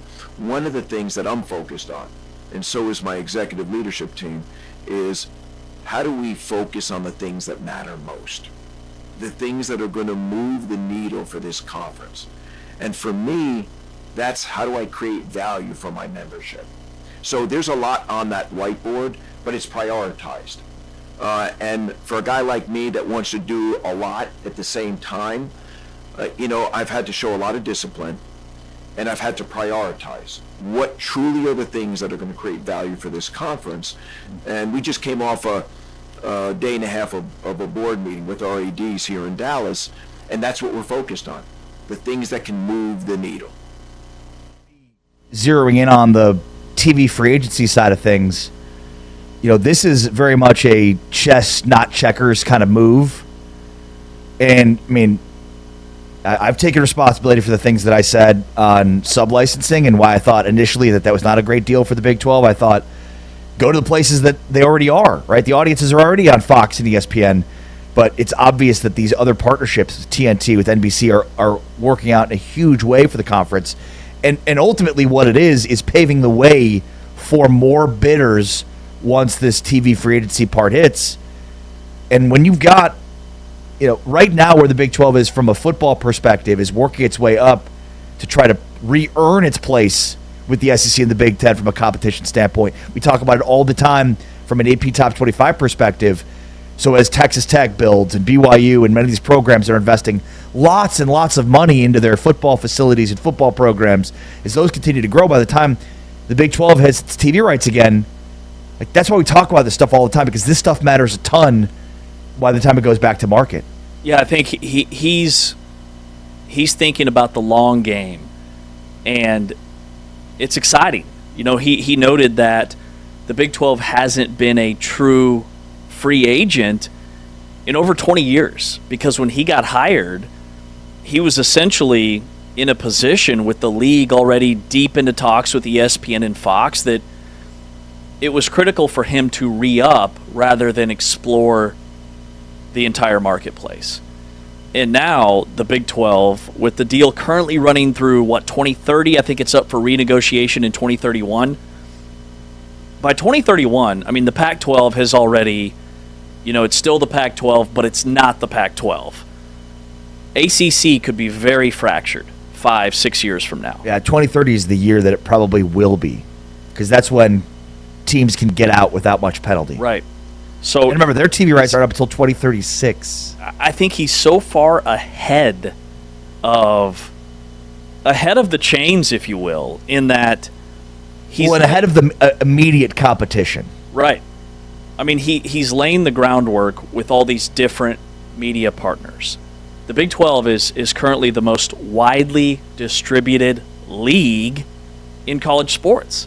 Fox, ESPN, TNT, part of that deal, NBC, CBS. 5 networks that'll be at the table. I mean, that is reach that the league has never had. And it's keeping the competition and the Big 12 ahead in that way. And I just think that the flexibility is what's so exciting for the Big 12. Being a free agent. And then to maximize value. He used the term maximizing value. To me, that's 16 schools as of now in 4 different time zones. You could start there. But then also just the success of the programs within this league. Like Texas Tech football is must-watch TV right now. Houston men's basketball is must-see TV. BYU, good across the board.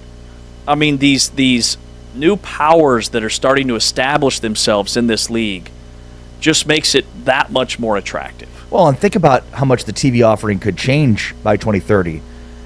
And Yormark has talked basically since the beginning about potentially uncoupling the sports from one another, whereas right now they're packaged and sold together. Is there a future in 2030 where there's enough value out of basketball to sell that alone, and football, and softball or beach volleyball? Who knows, right? I mean, these things could be completely different, and these conversations could be completely different in 2030. That's why I think number one is keeping an open mind about it, but number two, it's why you set this thing up to give you your best foot forward. I think, a lot of people might listen to this and be like, 2030 TV rights? Like, what are we talking about here? I mean, this stuff is super important for the long-term viability of the conference. We talked to the first segment about the growth of this conference, the trajectory. There's so much positives and so many positive things that are happening. Well, this is the proof in the pudding, and it all comes together ultimately to package and sell the TV rights, which are the most important component from a monetary standpoint. Well, and I think the other thing is, ESPN and Fox and being linear networks, most easily accessible, sure.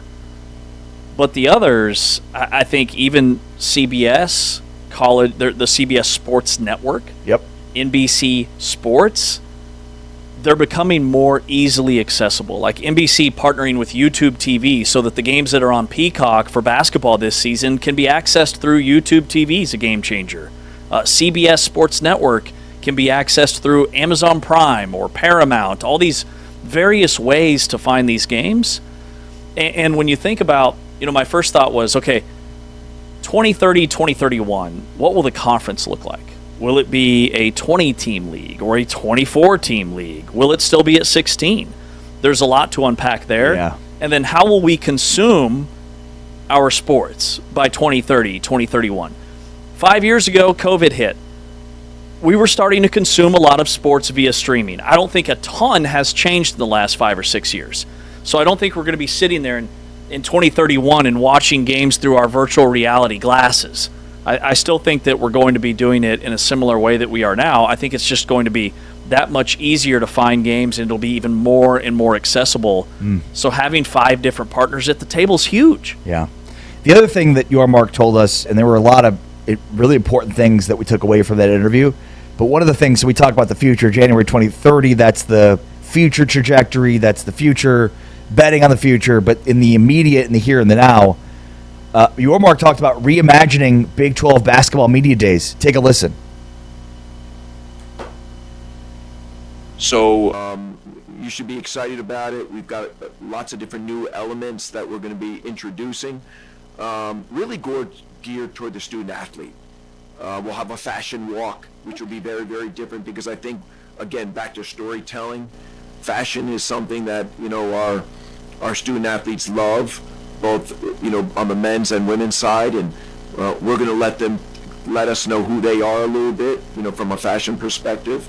There's talk about a little skills challenge that we might introduce. We'll see what that looks like. So trying to reimagine it. We're not going to get it all done this year, but it'll be a big first step in the right direction for us. One of the things he called out, a fashion walk. I mean, that's pretty significant news for a media days to have a fashion walk component for the players involved. You could hear me during that interview. I went, oh, okay, that's exciting. It's just, it's. You're like, you don't have to ask me. I'll be in it. I'll be the pace setter. I can set the pace and then circle back. You're the muse, James. We all know that. But that is peak Mark Big 12 energy. Essentially thinking outside the box. How can we make the number one basketball conference in America more exciting? Well, let's turn Big 12 Media Days basically into an NBA All-Star weekend with all these different, he mentioned skills challenges, the fashion walk, fashion, skills, personality. And I love that they're going to highlight the student athletes and allow them to express themselves in a very unique way, because ultimately Media Days should be about the student athlete. It should be about the coaches and the players, and this is a great way to highlight that. Yeah, exactly. I mean, you heard Mark say allowing the athletes to express themselves, and I mean, it's, when we think about storytelling and getting a better sense of who these athletes are, like, maybe one of the better ways to storytell without, like, sit in front of me and tell me your story is through fashion. Remember, there was a player last year that had their own fashion line. Yeah. That they were designing their own fashion line as part of their major and part of a side hustle that they were very passionate about. I mean, this is a thing that everybody can relate to, especially at that age, and it's, again, really, really awesome. Yeah. Well said. No, and I mean, who knows what else they're thinking about? I mean, you just heard Mark there in his comments basically say, like, we've got the fashion walk this year. There's plenty of other ideas that we may not have a chance to get to this year, but we'll be doing it in future years. So, I mean, who else knows what a reimagined Big 12 basketball media days could look like, right? I just love that it's sports. It's part sports, but also it's leaning into the entertainment value in the most entertaining conference in America. We've already seen that in college football. More fourth quarter lead changes, more one-score games than any other league 2 years running now in its current format. I love that we've leaned into the entertainment aspect. Yeah, well said.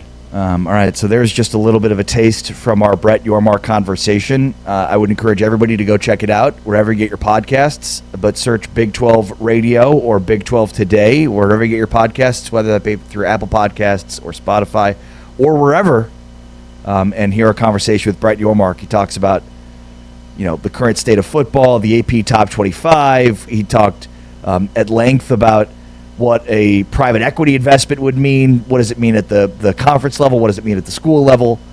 And then, of course, the TV free agency part and Big 12 basketball media days as well. And the Big Ten has their vote either coming up or maybe it's already happened on their private equity situation. That'll be interesting to track. Yeah. No, I mean, it feels like everybody's waiting for somebody else to be the first to make the move. All these conferences are kind of like, all right, we've had the presentations. Like, they've all gone through it. They all know what's out there. And now it's just whether or not anybody's going to pull their trigger. The biggest thing for me in watching that whole situation is that would lock the Big Ten into their current grant of rights through 2046, which essentially makes it very difficult for any type of conference realignment regarding the Big Ten. Media deals, everything else. And so that's the most interesting thing for me. Where the money comes from, who gets what, is something that, frankly, I could care less about. But locking in your TV rights for that long seems horribly irresponsible. Risky. Yeah, I mean, and not really risky because you know what's going to happen. Yeah. I mean, how much has the TV landscape changed in the last 26 years? Yes. Think about how much it's going to change in the next 26 years, 27, 30 years. We're all going to have chips in our wrists. I mean, who knows? Hit a button and voila. So to just be set in at a rate, that seems horribly irresponsible for your member institutions. We shall see. All right. A recent rash of early coaching fires. What does it have to do with? And is it really a thing? We'll dive into that next with James Wesley, Amari Temkin. This is Big 12 Radio, heard exclusively on TuneIn and watched exclusively as part of Big 12 Studios.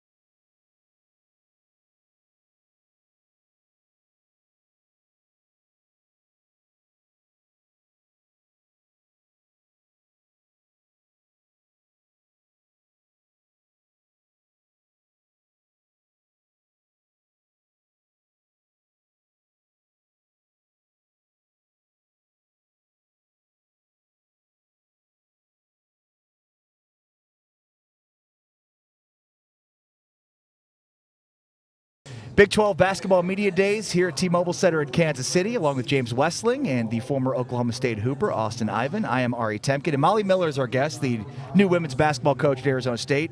30-game win streak last year, 32-3 at GCU. And you've been now at Tempe since March. So what has this, last 6-7 months been like for you?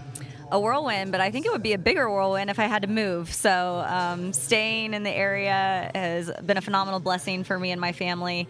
I just had to add 15 minutes to my drive, and I can make a couple more recruiting calls.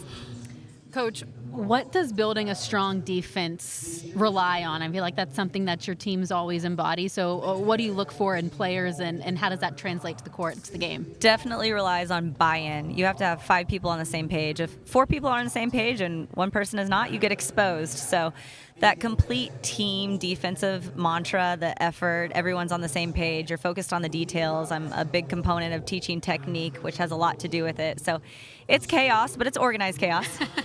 Trying to think when we saw you at Big 12 spring meetings, like where you were at in terms of roster construction and all those things. As we sit here 5.5 months later, how do you feel about your team for this season and the pieces that you do have? Yeah, you blink and all of a sudden you've assembled a staff, assembled a team, have a schedule, and in less than 2 weeks you're going to play basketball. So I'm really excited about this group. They've been nothing but really embracing me, but also want to form a new identity to get this program back to its rightful spot. By the way, happy birthday. Oh, no, you mentioned it. Is it today? No, a couple days ago. But it was a big one. We won't say the number. Actually, Okay. one of my players said you're 21 plus 19. So that gives it away. But I'm going to Thank stick you. with 21 plus 19. Did we have a cake? Do anything fun at practice? What did Oh we my do? gosh, I got surprised at practice. I walked in and they all had t-shirts and there was pictures of me throughout my childhood on them. Every single player, every single coach, every single manager and practice player had all these different pictures. I will say the middle school brace face one was probably the awkward years that I would soon don't care to remember. Hey, who designed that? Who put that together?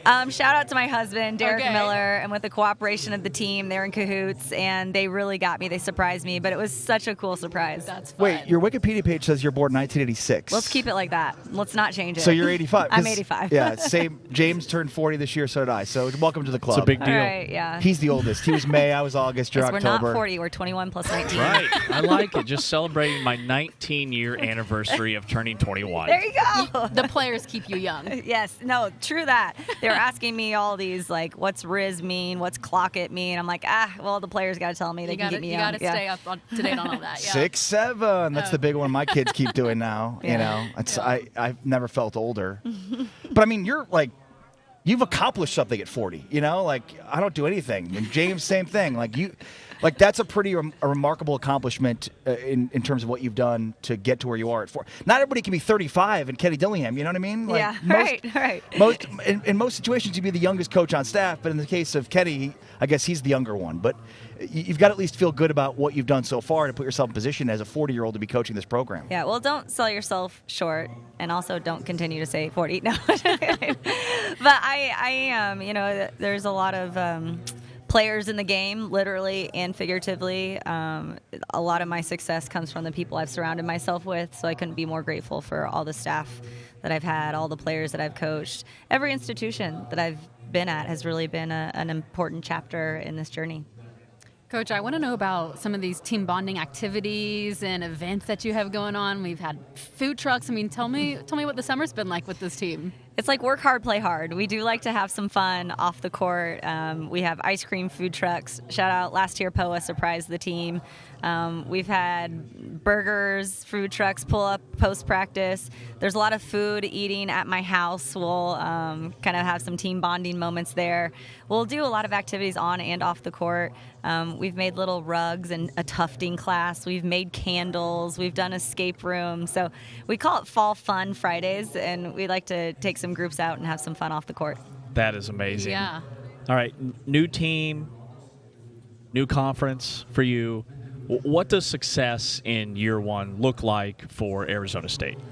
You know, I think everyone has asked me that, and I'm not going to give them like a number of wins and a number of losses because we have to start this thing the right way. So we got our first win when I brought in phenomenal human beings. I mean, they were good basketball players, but they're high character individuals. So we're setting the culture And we set that tone with daily habits. And what we're building right now is daily habits. So we've won in these first 2 months and we haven't even played a game. I think the byproduct of that culture and that build will be winning. And the byproduct of that is going to be cutting down nets, sizing our fingers for rings, hanging championship banners. So all that's going to come, but I really want to focus on the now and not get too far ahead of ourselves, but be mindful of what the daily habits look like. How has social media helped you as you build this program? You know, I probably wouldn't have social media if it wasn't for my job, but it's a connection place. You know, I think my recruits, the people I'm recruiting, get their information through social media. So it's a really good billboard for our brand. It's a walking billboard for our family at Arizona State, the buzz of the athletic department. So it just tells stories. And if you can story tell, and we have this genuine group of players, and you do become a family, and sometimes you spend more time with your staff than you do your own spouse and actual family. So to story tell that and to have the world kind of interested in what you're doing, I think that's a special way to get our story out. Okay, I'm curious about the escape rooms because I feel like in a situation like that, some players will thrive, and that could translate to them being leaders on the court. I mean, have you kind of seen how the similarities between? Too many cooks in the kitchen Okay. in escape rooms. I mean, everyone has the solution, and they're all leaders, and they all want to be right. So Too many alphas. Yeah, a lot of alphas in that escape room.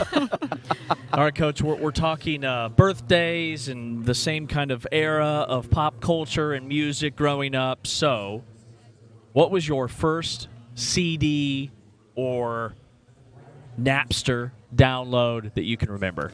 It's probably like, you know, I think every teenage girl like had googly eyes over Justin Timberlake. So I was an NSYNC fan. NSYNC over Backstreet Boys?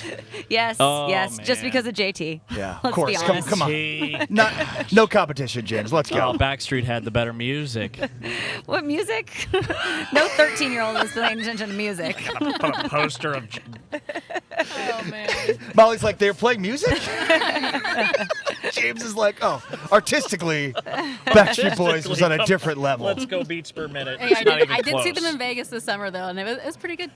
The Sphere is really cool. So Oh, that's awesome. Yeah. Here for it. Yeah. Did you get to do that? No, but I just realized they're probably in their 40s too, huh? Oh, Older. Absolutely. JT's Upper pushing 40s? 50. Yeah. No way, he's not there yet, is he? JT's pushing 50. Okay, well. I know. You should feel good about that.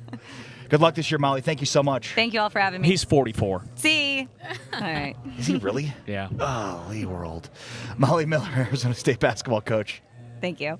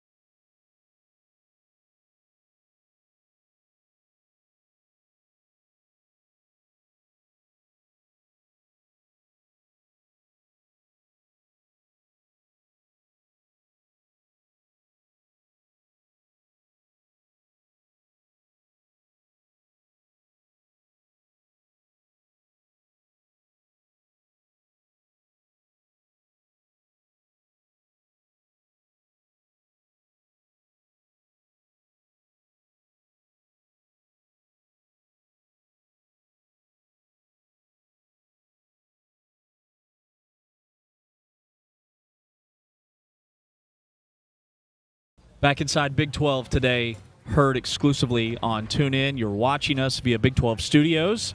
James Westling, joined by former Oklahoma State standout Austin Ivan. I think they would qualify as standouts. Okay. I don't think that would be my title, but Okay. we both bleed orange, so Well, we have that going for us. We are joined by Oklahoma State's Micah Gray and Staley Hurd. Oklahoma State coming off a monster year. So from cowgirl to cowgirl, I'll let you lead with this segment. Okay, first, before we talk basketball, I have to know, have you guys been to a football game and have you experienced Section 231? I saw Coach Hoyt was maybe in there. I mean, have you guys been up there? No? I haven't been up there, but I saw her up there. Yeah. So Coach did go up there, yes? Yes. Okay, yeah. So we're trying to get those fans out to Gallagher-Iba this season. Is that the goal? That's the plan. Yeah. Hopefully. Yeah. Okay, so I'm from Stillwater. I stayed home to play at Oklahoma State. Why was it important for you guys to stay close to home, be in Oklahoma, and get to play for Oklahoma State? I think you just have a different type of grit and different type of competitiveness when you're playing for your state. And then you have your family there backing you, supporting you. It's just all good stuff around Oklahoma. Yeah. Gallagher-Iba Arena is such a historic venue, and when it's full, it gets really loud. And you had some great crowds last year, especially towards the tail end of that 25-win season. I mean, what does it feel like to be playing in that environment? I mean, honestly, it's unbelievable. You know, going back to our biggest games, our biggest wins that we had, we played against our TCU crowd, our K-State crowd, you know, packed out. It was the stadium, it was full, the gym was packed, and you know, that helps us. You know, we plead the people that support us all the time and tell them all the time that we appreciate them, because it actually does help. It helps us a lot. You know, they keep the energy high. They keep, you know, the crowd is just, they heckle the refs. You know, we can't talk to them. So, you know, it's just all good things around there. You know, and they support us big time around there. Okay, so when I was there, when we got in trouble, we had to run the stadiums, and it's steep. Yes, so it I'm is. curious, does Coach Hoyt make you ever run those stadiums, or do you guys go outside to the football field to run? Or neither? No stadiums at all? No stadium. Oh We've my! never touched it. You guys No don't stadium. understand. That was, we dreaded that every week. That was the worst thing ever. Yeah, no. No stadium, so, but they are steep. Yes, they are. Yeah, they're yeah. definitely steep. Okay, but- well, no stadiums, but what has the workouts been like this summer? What has the team been working on as you guys get ready for the season? Yeah, honestly, we get after it every practice. We literally just had a 6:30 practice today. So we're working on just, of course, speed and aggression, but we have a lot of depth on our team. So just putting the pieces together, like who works well on the floor together, and just maximizing it. You two together combined for over 30 points per game a season ago. I mean, Oklahoma State, I feel like, was a little bit of a dark horse last year, and now you have somewhat of a target on your back. I mean, you won't be sneaking up on anybody, I guess is what I'm trying to say. So with that, how do you handle that? How do you manage those kind of new expectations for Oklahoma State? Honestly, just embrace it. You know, we talk about embracing it, and we've earned the spot that we are in now. And, you know, we snuck up on people. I mean, I wouldn't think we would have the type of season we did after my freshman year. And so, I mean, it's unbelievable. And the girls that Coach JC pulls in has been incredible. You know, when Mike got here, it was just like a flip of the script. And then since then, you know, she just praises us, and we talk about sisterhood a lot, just being there for each other and sticking together through everything. So I feel like that's going to be our key for this year, and just, you know, embracing it and having fun as well.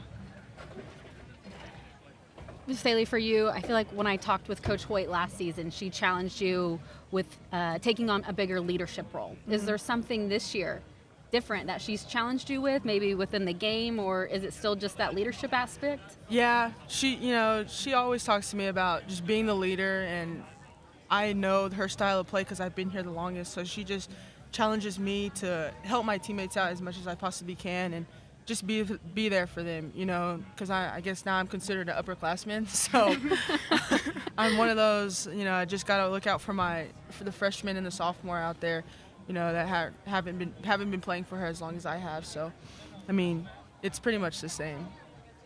Micah, you averaged almost 3 made threes per game last season. You've made how many for your career? I'll find the totals here in just a moment. It's been a lot. 208 career made threes. Where's your favorite spot on the floor and why? My favorite spot, I would say everywhere. Anywhere I can get the ball. For sure. If I'm wide open, just any spot, honestly. I definitely had to fall in love with the corner spot a little bit more since I'm in that spot a lot. And yeah. I feel like Coach Hoyt is so big on the chemistry, the unity. She brings everyone together. Before a big game, take me into the locker room. What is a pregame speech like from her? She's really like straight to the point and just like, you know, let's go out here and be us, you know, just do what, you know, it takes what it takes. We say that a lot. And honestly, if it's not about winning, it doesn't matter. So, you know, everything just goes out the window once we get in that locker room right before the game. And honestly, that's what we just do. We just lock in, you know, do what normal teams do. You know, we just have fun with each other. You know, we enjoy what we do and we love who we do it with. So, I mean, it's fun. It's a fun game we get to do. So. All right, before we let you go, let's get to know these Oklahoma State players a little bit.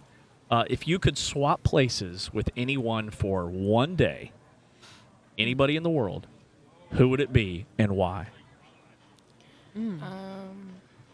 I would say LeBron James right now. LeBron? Okay. I know he's kind of old now, right?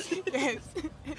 But to be a Laker, to be, you know, playing with Luka and Yeah. everyone, that's a good one. That is a good one. Okay. I'd probably say Candace Parker. Yeah. Yep. Baller. Yep. Awesome. Well, last year was really fun to watch you guys. Best of luck this season. Expectations are high, and can't wait to see Oklahoma State deliver. Thank you so much. Big 12 Women's Basketball Media Days. That is Micah Gray and Staley Hurd from Oklahoma State on TuneIn and Big 12 Studios.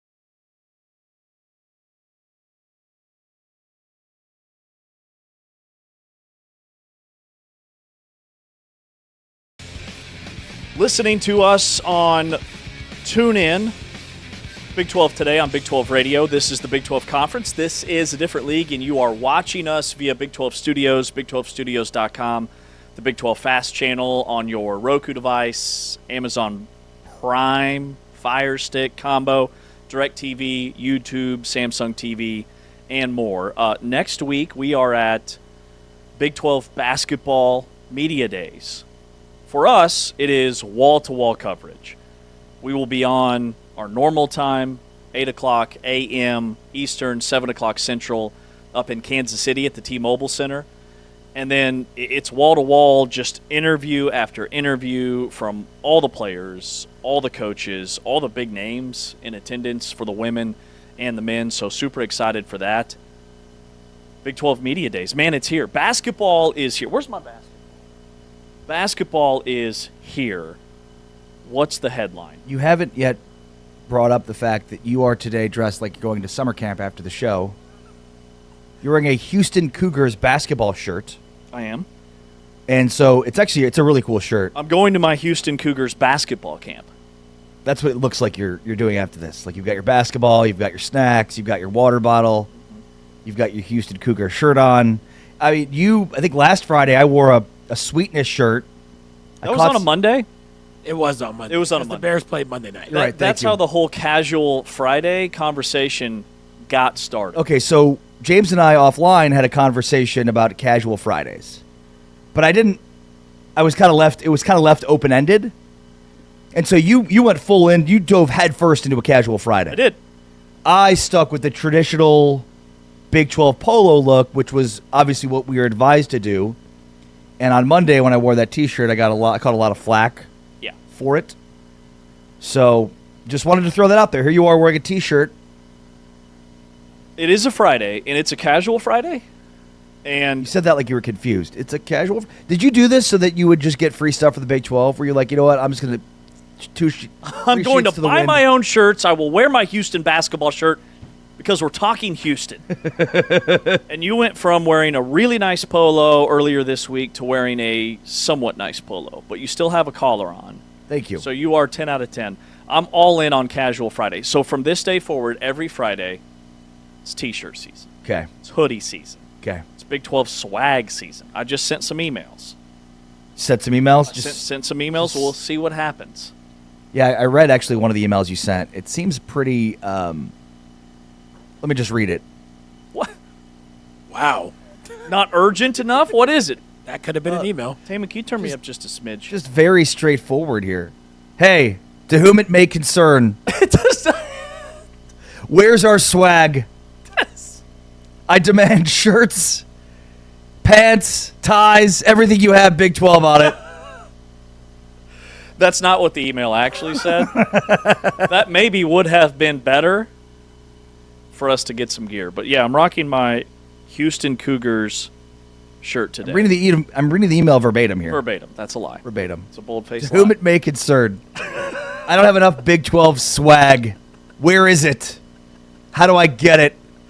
You don't know what's going to happen if I don't get any soon. I thought that the threat was a little bit baseless. Threat maybe was a little much. The Big 12 men's basketball, we are talking hoops. Ari's going to do a spider drill for us here in just a moment. You know I can. Can you? I mean, not with this basketball, but yeah, I can. You know what? I really impressed my kids by doing it. I believe That's where you go 2 in the front, 2 in the back. That sounded weird. I haven't brought up that I have not received my Wednesday night pickup basketball invite. I haven't brought that up for probably a solid 9 months. But I'm ready to take another stab at it because we're going into rec basketball season. And, Yes. I'm no longer with Boats and Throws, so I'm a free agent. I don't know what that means. It's my old team. Got it. Boats and Throws. Yeah.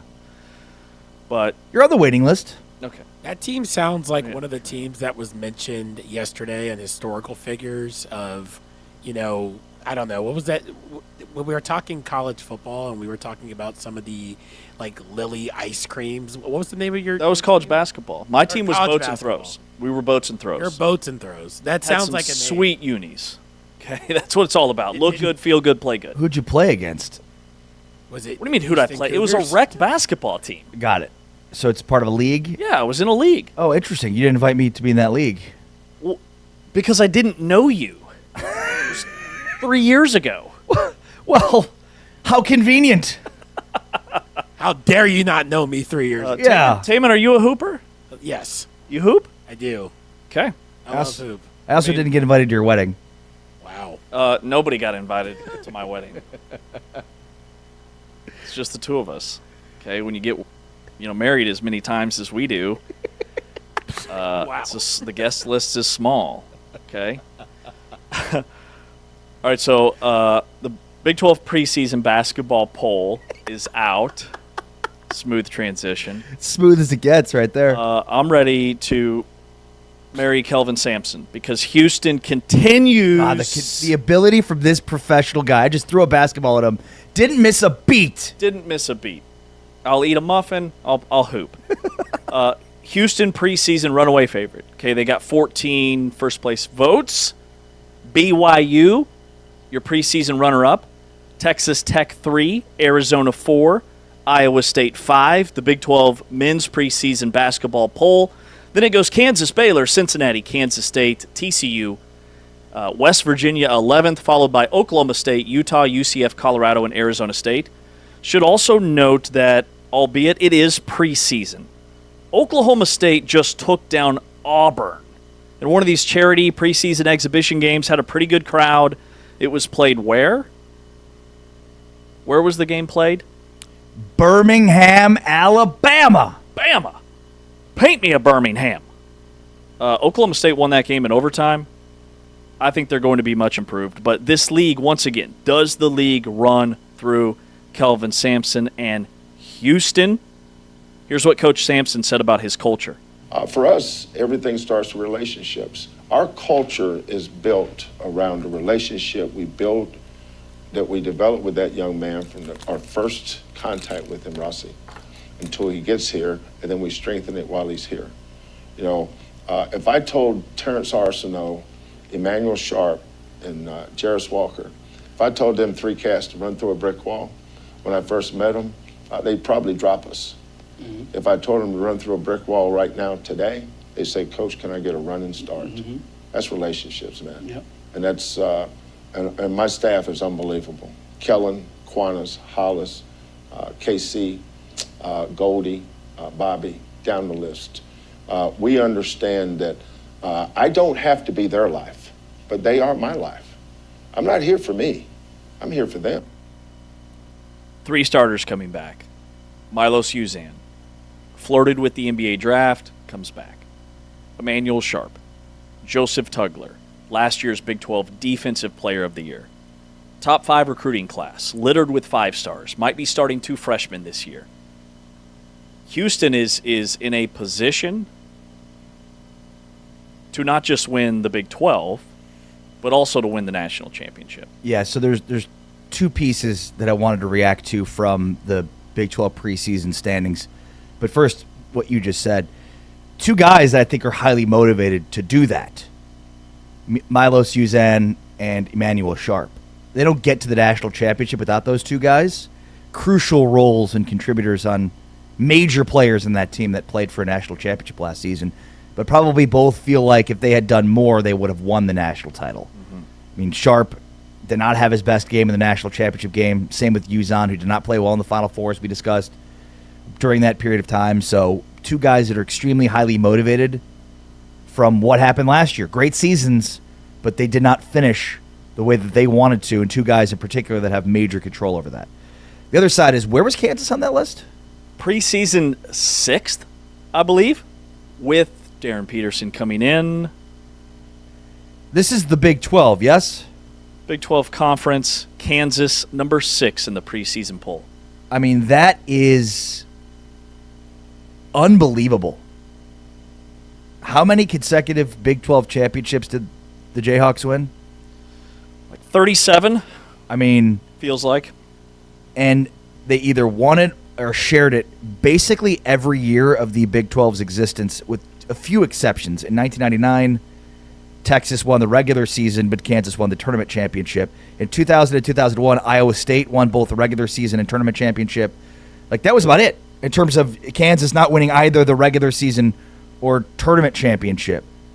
So for a league that was essentially run by Kansas for the better part of the first 2 decades of the league, for them to be 6 right now says a ton about the league and where it is. And it's not just Houston. I mean, Houston has obviously come in and knocked down the doors of the Big 12, but it has created a level of parity. I mean, even Baylor. Where was Baylor on that list?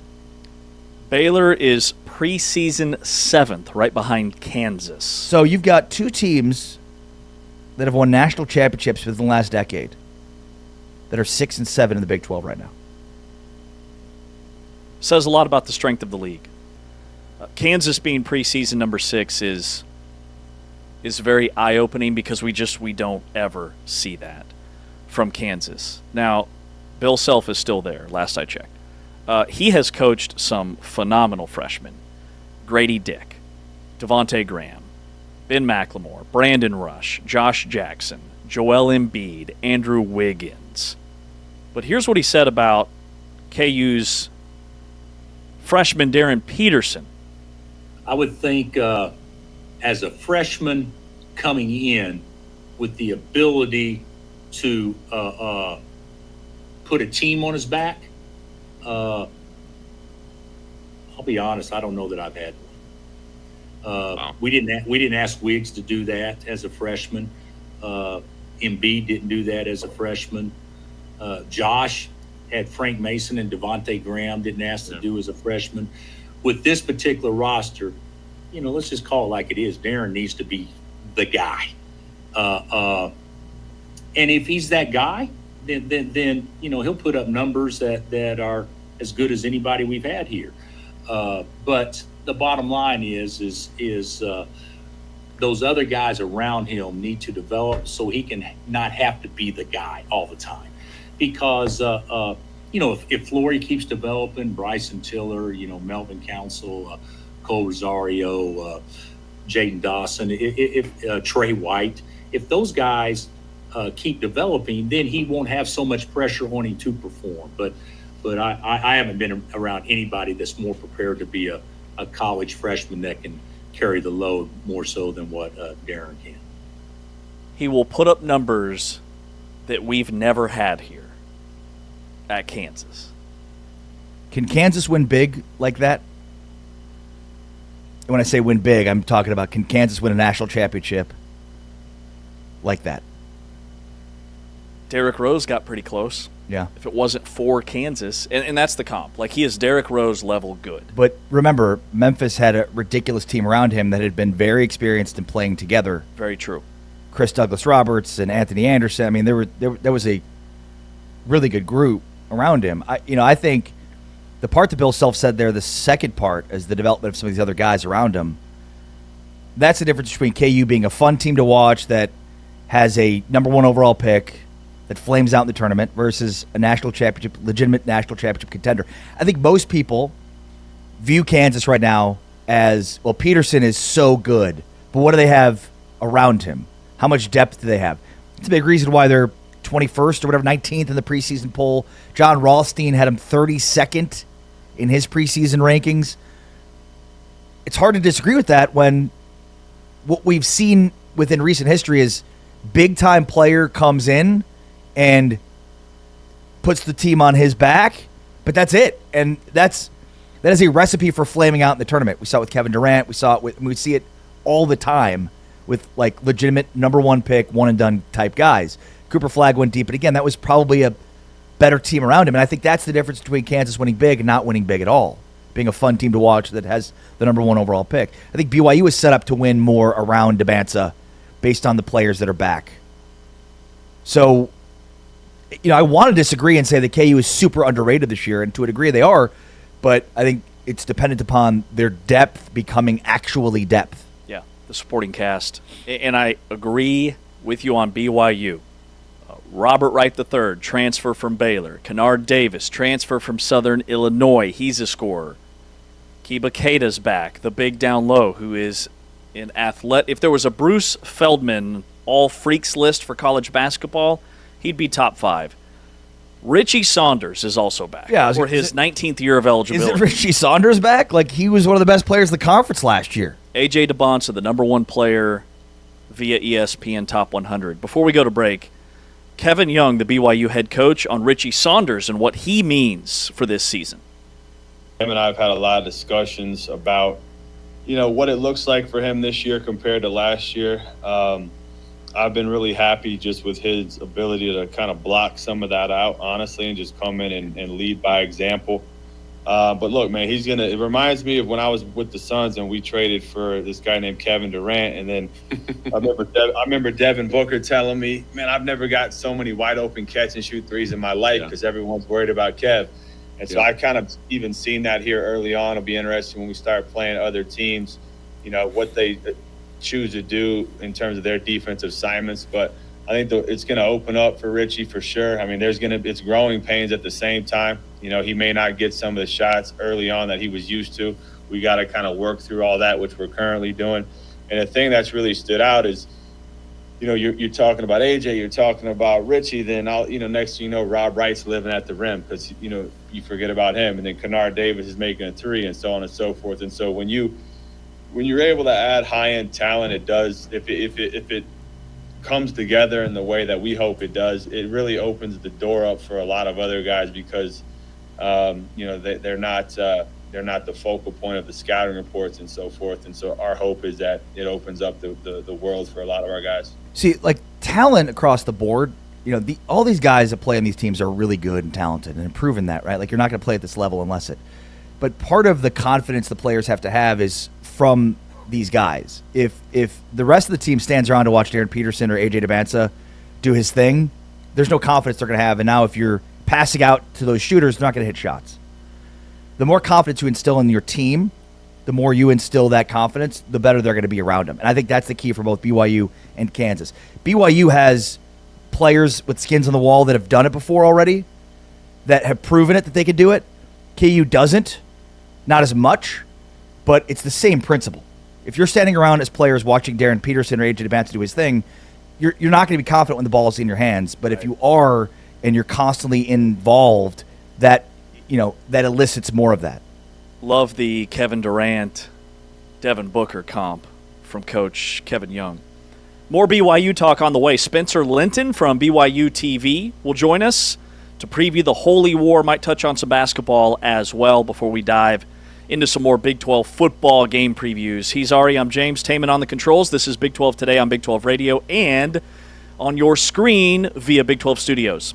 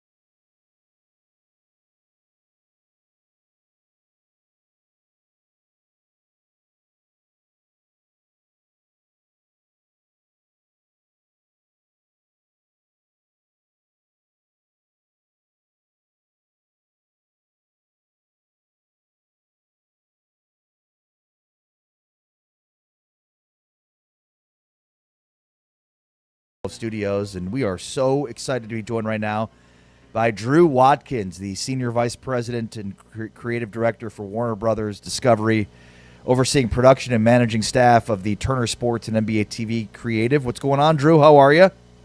Hey, how you doing? Great to be here. Yeah, appreciate your time, and want to get your thoughts and perspective on Big 12 Uncovered, which is a really cool show. But I also read that you are responsible for the NBA Forever commercials, which are some of the greatest NBA commercials ever made. Is that true? It's true. That's correct. So these are the commercials that have started. I mean, I can't remember. It's probably been around for a decade at least now, Drew. But they basically show like Paul Pierce guarding Jerry West, and you've just done a tremendous job to add the historical context of the NBA's legendary players with some of the more modern players. A really cool campaign. Yeah, thank you. This goes back a little bit to sort of what I do, what my group does. We support all of our properties on TNT Sports. We do all of that kind of high-end editing and high-end content, storytelling, feature stories, opens, teases, promotional campaigns. So, we're just continuing on that kind of effort and pouring that kind of creativity into what we do for the Big 12. Well, take us through how the idea came together, how this initially got started, and just the type of trust and access that you're getting from these programs. Yeah. So it kind of goes back to the initial sort of meetings with the Big 12. We expressed a desire to want to do a show like Uncovered.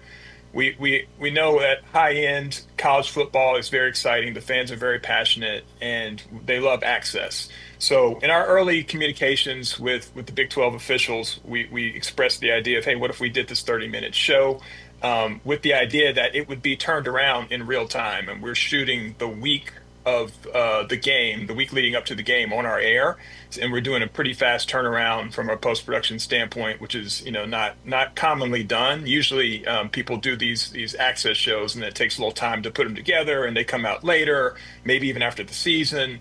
But we wanted to put the resources into it, and when we got the buy-in and some of the excitement from the Big 12 officials, and they were kind of sharing the idea with the individual schools, it seemed like a good idea to go ahead and push forward with it, and we had the resources to pull it off, so we just went into it. Yeah, I'm curious. Can you just kind of give us a sense more specifically of the breakdown of how these weeks go, because it is incredible to watch how quickly they're turned around.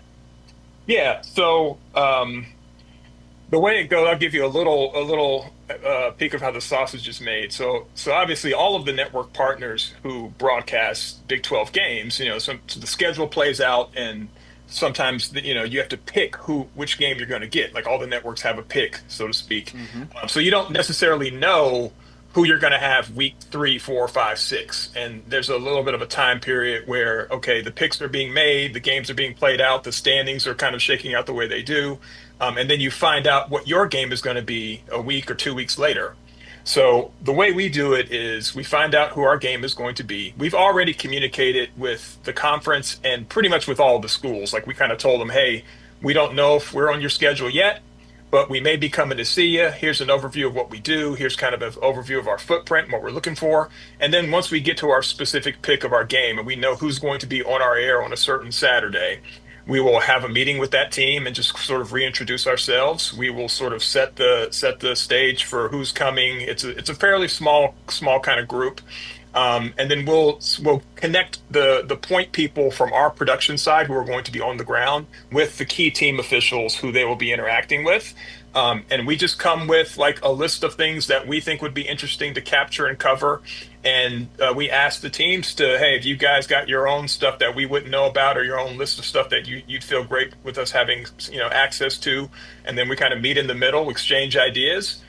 We usually fly into the town or the city the Sunday before the week of prep, and we hit the ground running on Monday. Usually teams don't do a ton of player-specific stuff on Mondays, but that's our time to get around and shoot stuff around campus and around the town and kind of get a sense of what the stories are. And then we just keep going every day, shooting, all the way up through pretty much Friday sometimes, because the show, the completed rough cut is done by Friday evening because it has to air Saturday morning.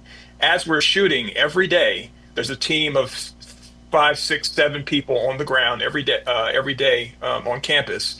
They're getting high-speed internet access to feed back the footage pretty much as they're shooting it back to the edit operation to kind of be editing the show the entire week so that they're in position to have sort of a pretty advanced rough cut by Friday evening.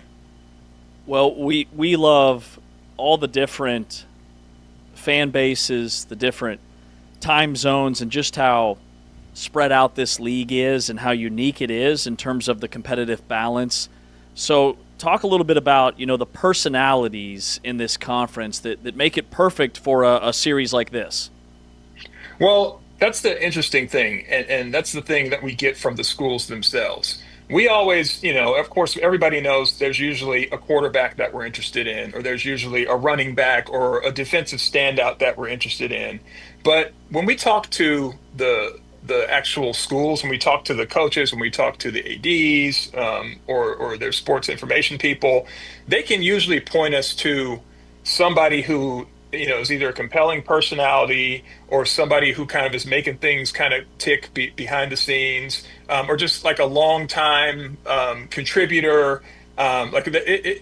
It's always cool to kind of find that person that you don't automatically just kind of gravitate towards. Yeah. And everywhere we've gone, every school we've gone to, they've kind of pointed us to stories, whether it's been, someone who's been overcoming, like cancer, or somebody who is sort of a voice, a leadership voice from a player perspective, sort of, behind the scenes. We just came from Central Florida, and we were talking to their I forget the woman's name, but the woman who oversees their cheerleading squad, and she's been there forever. She was part of the team back in the 80s, and it was a really cool story. So on top of all, we're going to try to go for the quarterbacks. We're going to try to go for the big running back, the big receiver, and the big defensive standout. But it's those extra personalities that the schools are pointing us to that really fill this thing out on a week-to-week basis. We're talking with Drew Watkins here, Senior VP and Creative Director for Warner Brothers Discovery. I'm just curious overall, we talk a lot about the Big 12 in the context of, the greater TV landscape and college football, of course. What is the Big 12 as a property mean to Warner Brothers Discovery and the growth and everything else? Well, Big 12 is obviously high-end, super competitive college football. It's college football at its best.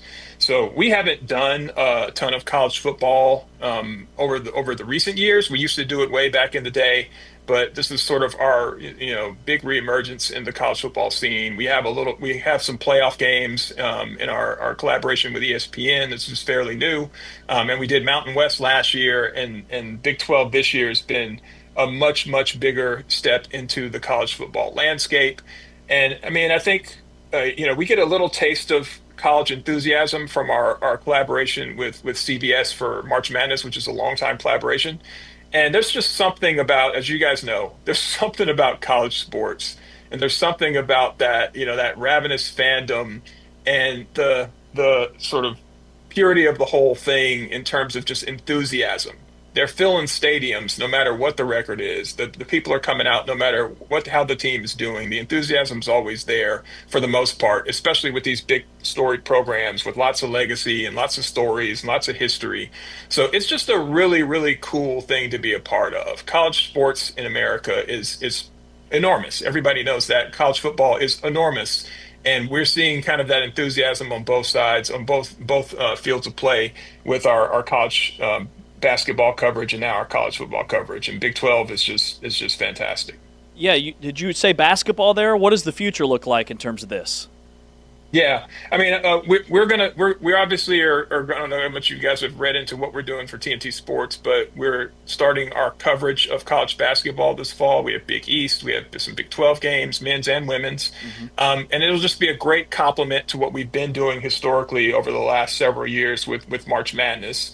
And we're going to, continue to try to find our way and try to find greater opportunities for bring in the fans' excitement and our philosophy of how we broadcast sports, which is authenticity on the X and O side, but also the entertainment factor. Like if you guys have watched our shows in the past, it's not hardcore X's and O's. We like to, not take things too seriously. We like to present a really cool experience for people watching. So we look at what we're doing this fall for college basketball, coupled with, the stuff we're doing for college football, with continuing the Big 12 season and continuing on to our games with the playoff. It should be pretty cool all around. For my money, maybe the greatest television show ever, and certainly one of the best sports shows ever, is Inside the NBA.